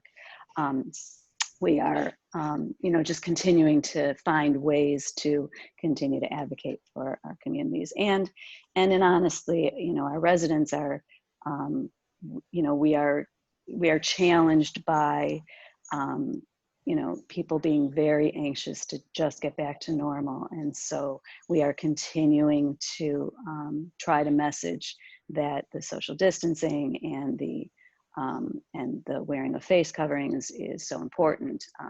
We're trying to keep that on top of mind, because while our numbers are pretty stable and we're happy with our numbers, we don't want that to change. So, I think we in the South Bay communities might all be having the same experiences. That's pretty much Thanks. George? Thank you, Drew. I think next week we're going to start our budget exercises. I think we're probably, outside of Joe, we're probably one of the largest city in the COG here. And so we have major revenue exercise we're doing. Probably looking at how do we balance next year's budget on the order of $25 million, that range. We've been working with our businesses, a lot of meetings on how to open up. And thank you again, Jennifer. I know that I reached out to Jennifer, to Supervisor Hahn's office for help. We have 45 deaths, unfortunately, in Torrance, and 40 of which are all in our senior care nursing facilities. So it's very isolated, and I think that probably represents a lot of deaths that we can, hopefully that the county has the Inspector General assigned to really tighten up and protect all the residents of that area, I believe. Once we can do that at the county level, then the most residents and the businesses would feel a little bit more comfortable. I feel comfortable going around in the city of Torrance because I know that our deaths are isolated in the senior care nursing area. We also have been working on design concepts on how to open up restaurant seating capacity outdoors as well. So I think we're ready to open up. So our residents are very antsy, and we're just trying to, we're fully in support of what Drew, their city for opening up the phase 3. We're right with you. I think the South Bay here, I think we're in pretty good shape. At least that's how I look at the data. So let's stay together and move forward. Thank you. Sure. Joe? Thank you, Mr. Chair. I want to just commend all local leaders, not only here within our South Bay community, but throughout this region and state. I have seen how during a crisis, how our leadership is tested, our faith is tested. On the national level, I've seen local elected leaders in preparation for the budget, as George has mentioned, how they have to make some really critical choices. So I just want to acknowledge each and every one of you for the role that you're playing, and our residents are turning to us for guidance and direction amidst this pandemic.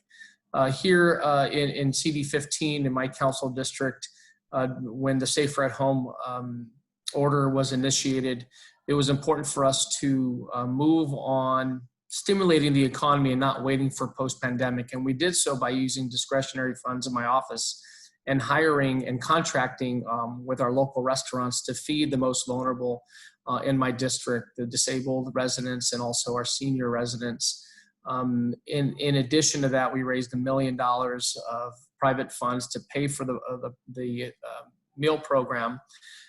It was delivered to 1,000 high-risk community members. We have to date have fed or prepared over 20,000 meals using restaurants up and down from Watts all the way down to San Pedro.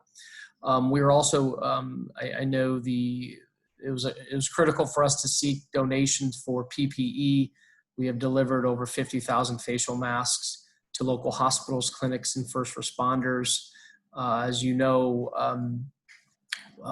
we've used our park gyms for the homeless individuals, and we've been participating, as I mentioned earlier, in the Project Room Key. And as far as moving on continued development and economic development, we've created a plan to have contactless plans dropped off at our planning and Department of Building and Safety. We've had virtual public hearing process that's also begun, allowing residents to have public comment heard on projects.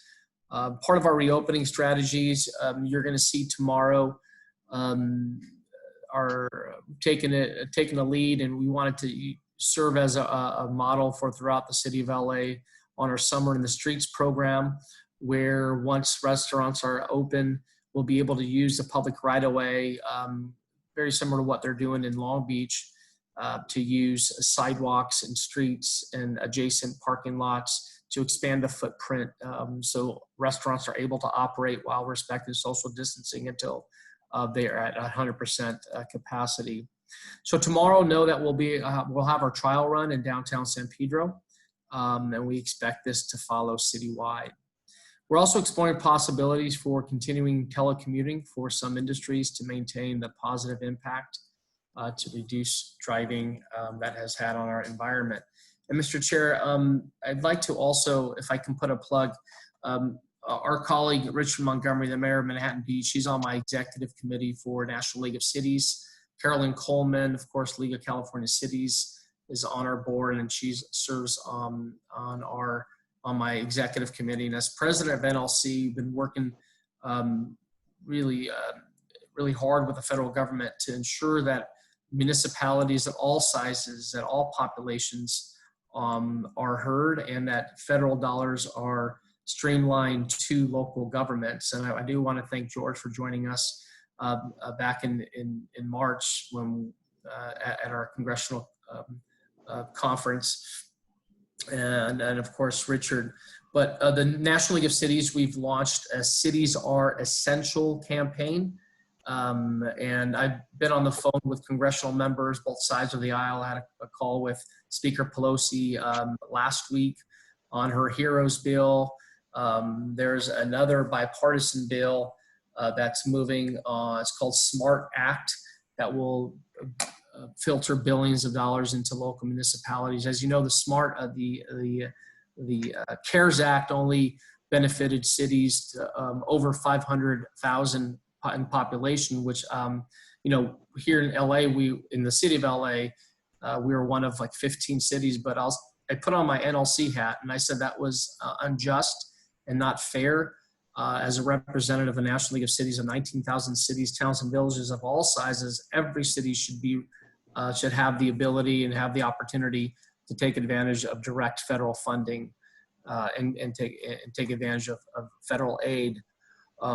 So just know that there's a couple bills moving, and we're hopeful that Congress passes those bills so we can address those budget shortfalls, so that we're not in a position to cut police and fire and sanitation workers. So with that, thank you, and that's my report. Thanks. John? Thank you, Mr. Chair. I too will echo all the sentiments of my fellow mayors and council members that have spoken. And I do want to give a shout out to Supervisor Hahn and Nick and Jamie in her office.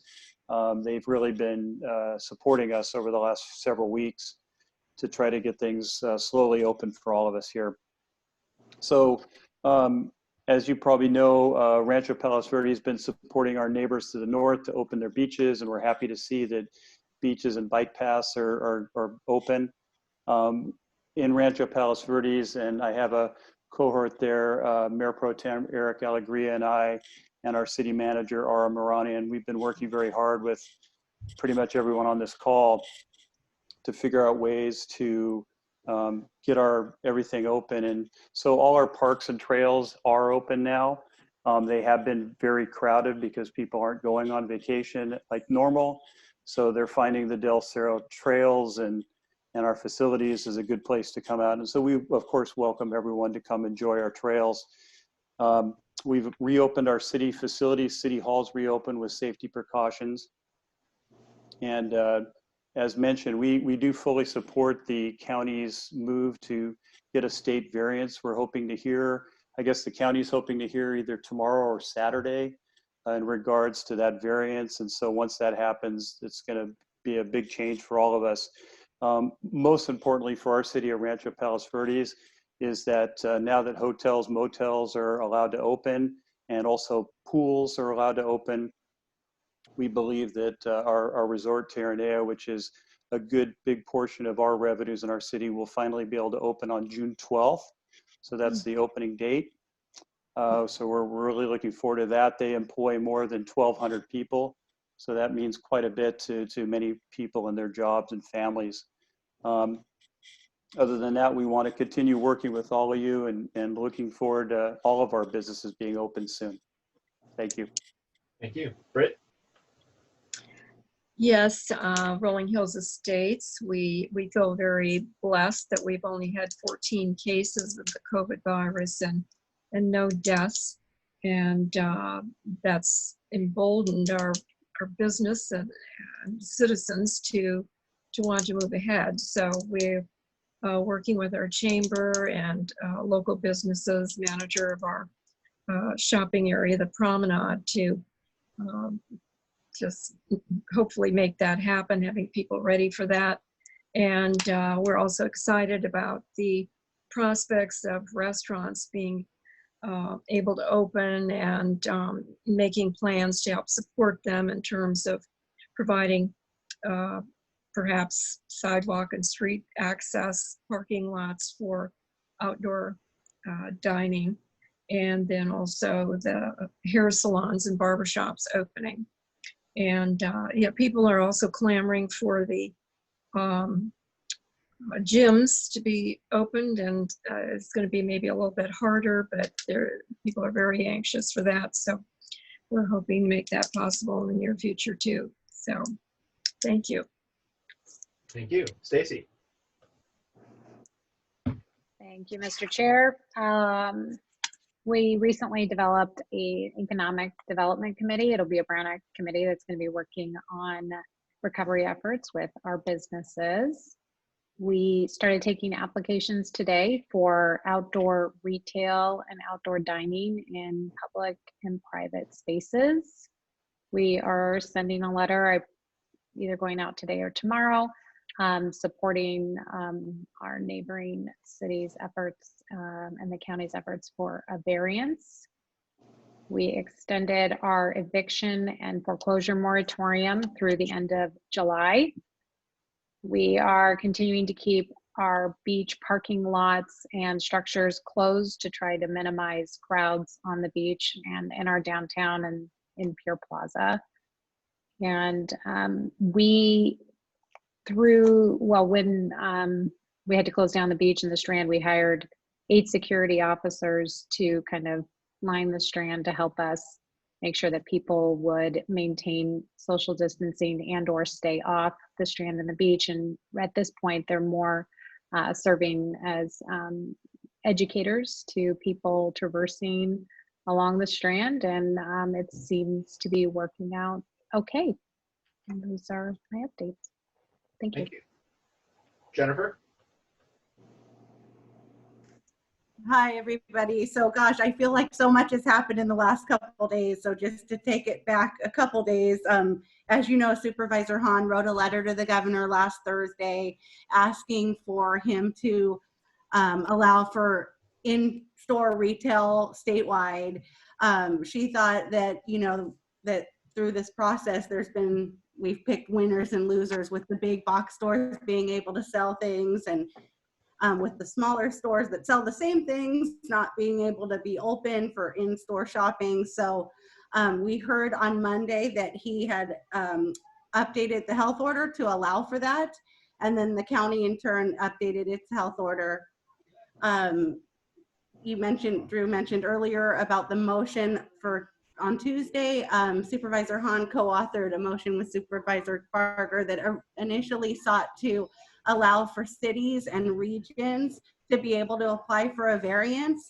But there was not consensus among the board members. So the compromise was to move forward with applying for a variance for the entire county. And that was submitted yesterday, and we're expecting a response as early as tomorrow on that. And Dr. Ferrer and the board are hopeful that he will sign off on it. And that will allow us to open up in-person dining as well as hair salons and barbershops. Nail salons will be a little further down the road. Beyond that,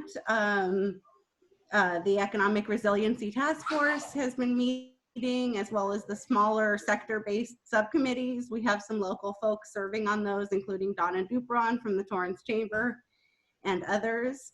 But yeah, so we're just, on pins and needles waiting to hear. And again, expecting that answer tomorrow. Thanks, Jennifer. I think all of us can second Hildy's acknowledgement that you've been an enormous resource for all of us when we're reaching out. So thanks for Thank making you yourself very much. available at all times of the day and night. Kenny. Thank you. Thank you, Chair. And not to be repetitive, but I would also like to thank the supervisor and Jennifer and the entire staff for their assistance and their leadership in seeking out a variance. So thank you for that. Also want to extend a shout out to the group of mayors that have been meeting on a regular basis with Supervisor Hahn. I know that our mayor, David McGowan, has appreciated that. And it makes sense that we're all reopening in conjunction and in coordination with one another. So I think that's the prudent thing to do. And I know that this coordinated reopening has meant a lot to us, as opposed to just each city doing its own thing. Palos Verdes Estates has 42 cases. Fortunately, no deaths so far. Recreationally, we've opened up our trails and our parking lots. Activities-wise, our clubs are open with operational differences. Like tennis is not tennis as we know it, golf is not golf as we know it, but at least people are getting out there. So I know that they're very appreciative of that. The biggest news for us is we hired a new city manager. I'm quite certain that this is the first time we've ever hired a city manager through solely Zoom conferences. And she is someone who hails from John's city of Rancho Palos Verdes, but is in fact has spent her career in Joe's city of Los Angeles, Laura Guglielmo, whom I'm sure he knows well. So she will be starting, I believe, on June 15th. So we're all excited about it. We're all very supportive of her, and it'll be nice to actually see and meet her in the flesh when that time comes. Hasn't happened just yet. Thanks, Ken.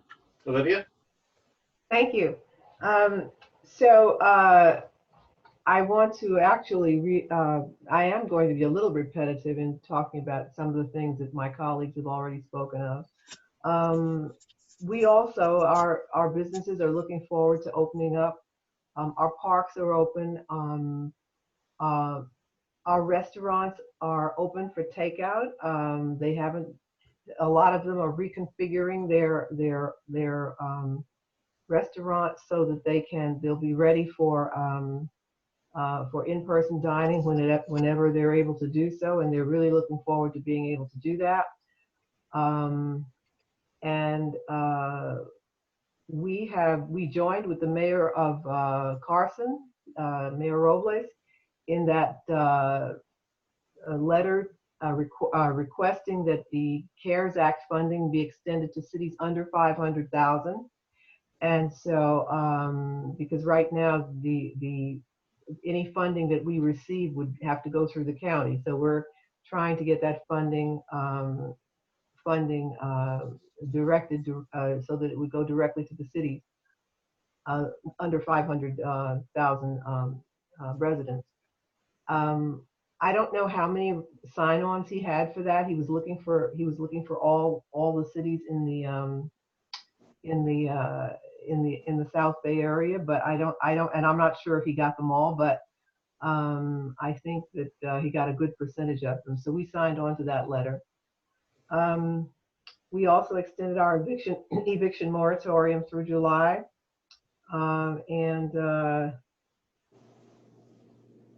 we have a testing center in the Hawthorne Memorial Center. There's testing going on a daily basis, Monday through Thursday from 9 to 4, and on Fridays from 9 to 3. So we're very proud of that. And and we hired a new assistant city manager. So a lot of the workload that Arnie has been shouldering by himself will now be moved on to Eric Lee. He is our new assistant city manager. Thank you. That's all I have. Thank you. Ralph? Can I ask Olivia, are you getting a city manager? He's the assistant city manager. No, but I thought your city manager was retiring. He hasn't retired yet. Okay, We're waiting to see when he is. We're letting him make the decision. I think that is the plan, but he's not. He hasn't retired yet. Ralph.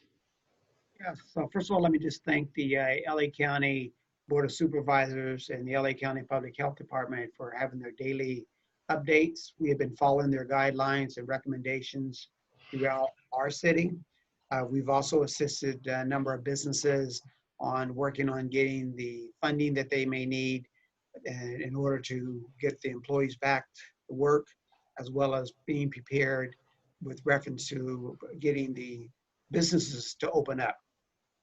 In addition to that, we're not as fortunate as the cities I've heard so far. We have 560 cases of positive tested for COVID-19. Of those, we have 54 deaths. And as George said, we have the same impact. The majority of those deaths come from the nursing facilities. We also extended our executive order on the evictions, foreclosures for tenants and apartments, as well as the leasers for businesses to June 30th. We've also had City Hall only open available to the public by appointment only. And that has been occurring since April 16th. It's planning to continue until June 8th, at which time we plan to open up City Hall to just open up for people to walk in. We have preparations with security as you enter the building. They will go through a body scanner. So therefore we know that if there's a temperature issue that we'll be able to address that immediately. We also currently have a nurse on duty that all the employees that report for work must come to that nurse to be tested, temperature tested, which has been going very effectively. The city also has been able to work with the County Board of Supervisors and the County Public Health Department of having all of the city employees now, and next week will be the final week, of every employee in the city hall that works will get the COVID-19 testing at the Forum parking lot, which is operated by oversaw by the LA County. And then finally, let me see what else. No, I just think that's it so far. Clearly, we constantly encourage people about the social distancing. We encourage also about masks. All the employees will be provided masks and have been provided masks on an ongoing basis, and that we will continue to monitor to make sure that we do everything we can to help suppress the amount of cases that come forth in our cities. But as you all know, we have that issue, and when people take it for granted and they want to not abide by the social distancing, we all suffer accordingly. On that note, thank you. Thank you, Ralph. Rodney? Just unmute. Thanks, Chris. Okay, so in the city of Gardena, so far, our EOC Center remains open on level 3, and we're continuing to give live information that's up to date. And we're using social media to make sure that all venues are being used so that people know what we're doing and what's happening in the county. Our city, unfortunately, has some unincorporated area around us, and I think it's Joe's area, but it's a zip code thing. So we show about 249 cases of COVID with 21 deaths, but we're not sure if it's all within our own domain. We had a nursing home issue where the National Guard came in, brought their medical staff in. They have since left, and we continue now to monitor our nursing homes to make sure that they're complying with everything. We're doing about 460 meals about 4 days a week for our seniors. We're doing, our pantry's doing food giveaways. In the last couple of weeks, because of Census 2020, we gave away 1,500 sandwiches that were given by one of our local venues so that we could get the 2020 census information out. So it was all free. You just drove up and you got a meal and census information. We've actually only given 7 sites so far with the stay-at-home order. I guess some people just don't get it. And we're doing our budget planning right now, and it's pretty bleak. I don't know about the rest of the cities, but our department heads are now being tasked with having to look at employees and who's essential, who's not essential, and how we're going to save money. And as I said, our tax initiative, that's really helping us right now. So we're really happy that that tax initiative passed. And so we're going to continue looking and trying not to cut services within our city under 20%. We think that we can maybe do that with the creative financing and stuff and how we look at how we run our city. So right now we're hanging in there with everybody else. And I know that the mayors in the South Bay are doing a great job getting together, staying together, and working together. So that's my message. Thanks. Thanks, Rodney. Cedric? Thank you, Chris. You know, I've been hearing everyone's cities, and I think we're all in the same boat, and to the county for helping as we move forward with this process.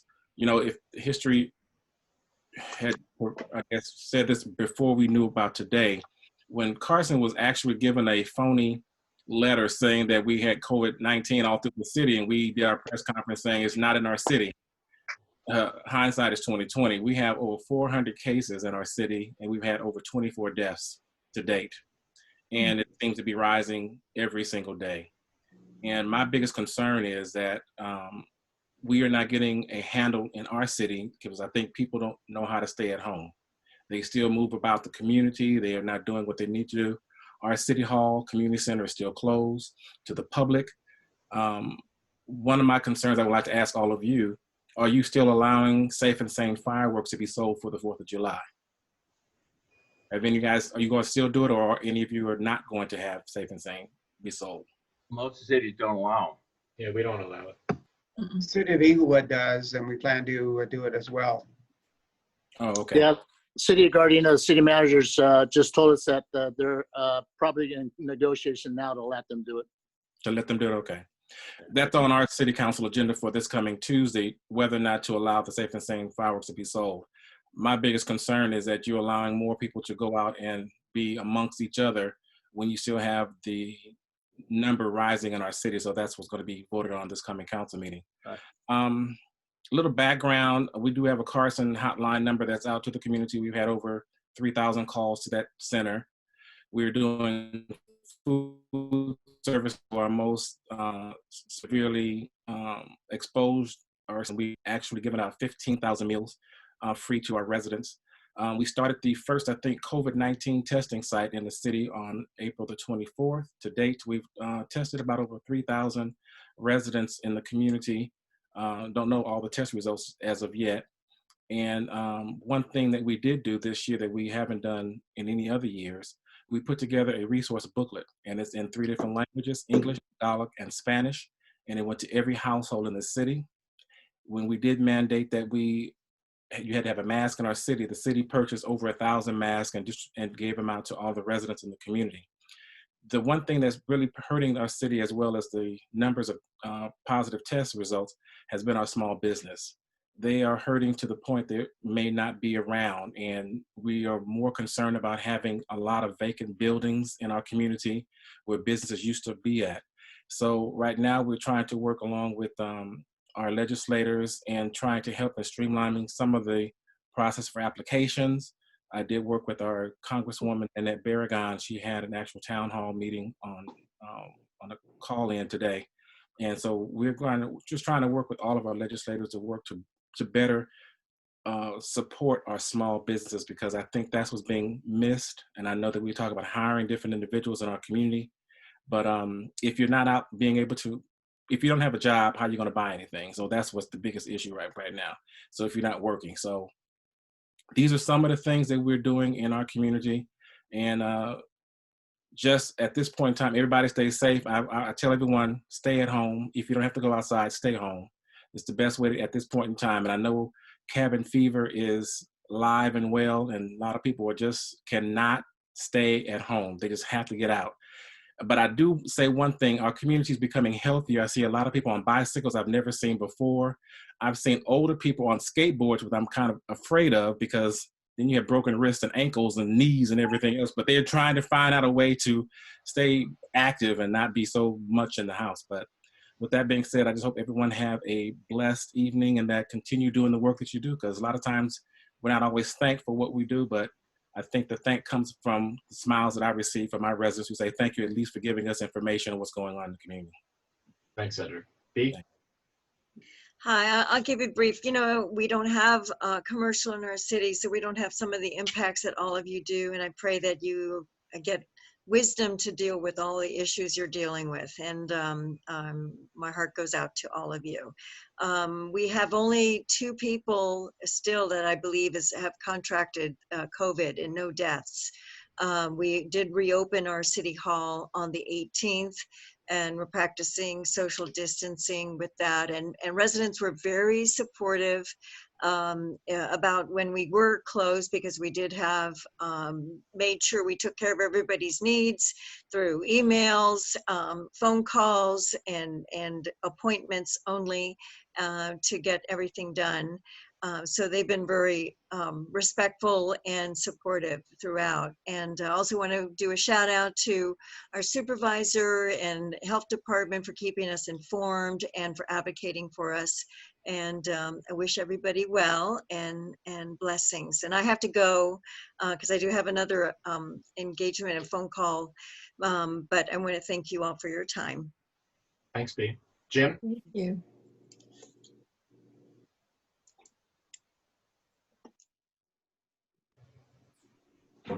Unmute. I want to thank Supervisor Hahn and her staff. They've been fantastic.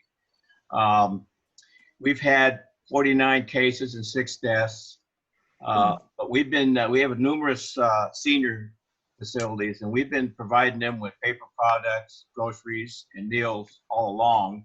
LA Unified's been feeding, I think, about 3,000 people a day at Narbonne High School.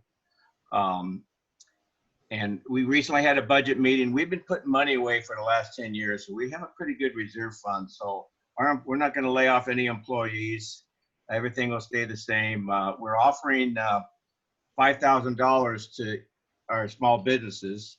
It's they don't have to pay the loan back. We'll loan them the money, and we're streamlining the process to open it up and charging no fees. And so actually, you know, we're just ready to open up and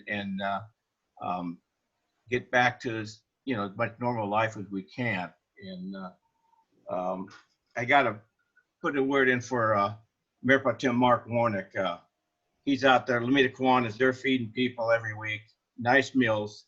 He's buying meals from our local restaurants. They need, you know, they're helping them out and feeding a lot of people. And so, you know, I'm pretty happy the way our cities come together, and hopefully the rest of you won't have to make any, you know, tough budget decisions. I know, you know, not everyone's in the situation we're in, but that's all I have to say. Great, thanks. So I'm last. So I'll just say, like most of you, we are, you know, in a bit of a financial crisis. We're looking at an 8.9 million hit. That's TOT's down 67%, or at least we're projecting it to be down 67% in the coming year. UUT's down, property taxes holding steady, but as a result, we are going to we're going to lay off 2 people most likely. We are cutting clearly part-time jobs, like some of you have said. We're getting rid of vacant positions. We're just trying to trim the fat anywhere we can. And we're trying to do as much as we can without necessarily taking an enormous hit to the services that we provide to the community. So challenging place, just like all of you are in right now. Again, thanks to all the mayors along the beaches. You know, we are acting in unison. And so we have seen the beach opening. Clearly, RBPD in our area is along with the lifeguards having to enforce the beach rules. I don't know how well that's working. I hear mixed stories from residents, but we did secure masks, and so PD is giving out masks to people if they don't bring them to the beach. we're trying to be as proactive on that end. From a city standpoint, especially as it relates to business, I'm sure you guys get the same calls I do. You know, Eat at Joe's, I've been on the phone with them 2 days in a row. They're on the verge of having the shutter, you know, and so they are, you know, I was dealing with Jennifer and county today, you know, just trying to figure out, you know, what kind of assurances can we give these people. So, because they just don't know what they're going to do. It's torturing to have a conversation with a business and not be able to give them some kind of defined plan going forward. So, but I do appreciate at least you know, the statements and stuff that are coming from the supervisor's office and some of the recent restrictions and potential variance changes. Personally, you know, I don't know what's going to happen. We're being cautious and slow here. Personally, we're being uber conservative, but that's because my wife is a frontliner in a local ER. So, so we do our best to make sure that we're keeping ourselves away from other people, just on the off chance that she accidentally brings something home. Usually it comes home gift wrapped though, so it's a lovely COVID. It's red and comes with a bow. But with that said, we are in the same boat. And the one thing I will say that we have directed our staff to do is try to be as proactive as possible. So as the changes come and the loosening of restrictions come, that we can kind of get out of the way ministerially as a city. You know, so we're setting up situations where we can create temporary use permits so restaurants can open up possibly in their private parking lots. We're looking at the potential of possibly closing down some of the street in Riviera Village so that restaurants or vendors can get out into the streets to create more socially distanced ways to carry on. Clearly that can't happen throughout the city. So so anything we can do that, you know, to get out of the way and allow them to be innovative in their ability to reopen, that's what we're trying to do for when those orders do change and come down. With that said, Jackie, go ahead. I know that Wally can't speak, and I just wanted to mention that I've been on the phone with your city managers and community development directors and economic development directors, and everybody's talking about using plexiglass all over City Hall. And I just wanted to mention that if Wally could speak, he would be saying that he has read articles about face shields being 90% effective and probably a lot cheaper for your cities with a face shield with a mask than putting plexiglass up everywhere that is sometimes hard to find. So I just want to throw that out as a suggestion that face shields provide some good protection along with a face mask. Mm-hmm. Yeah, I will just say, in talking with my city manager earlier today, we're going to slow roll the full reopening of City Hall, because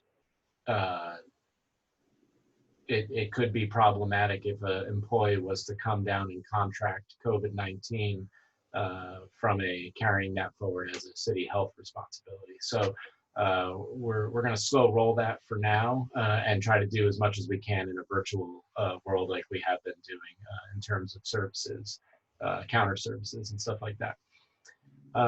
If there are no other comments, we have reached the end of the meeting. I apologize that we did go late, but I appreciate hearing everybody's stories and updates on this.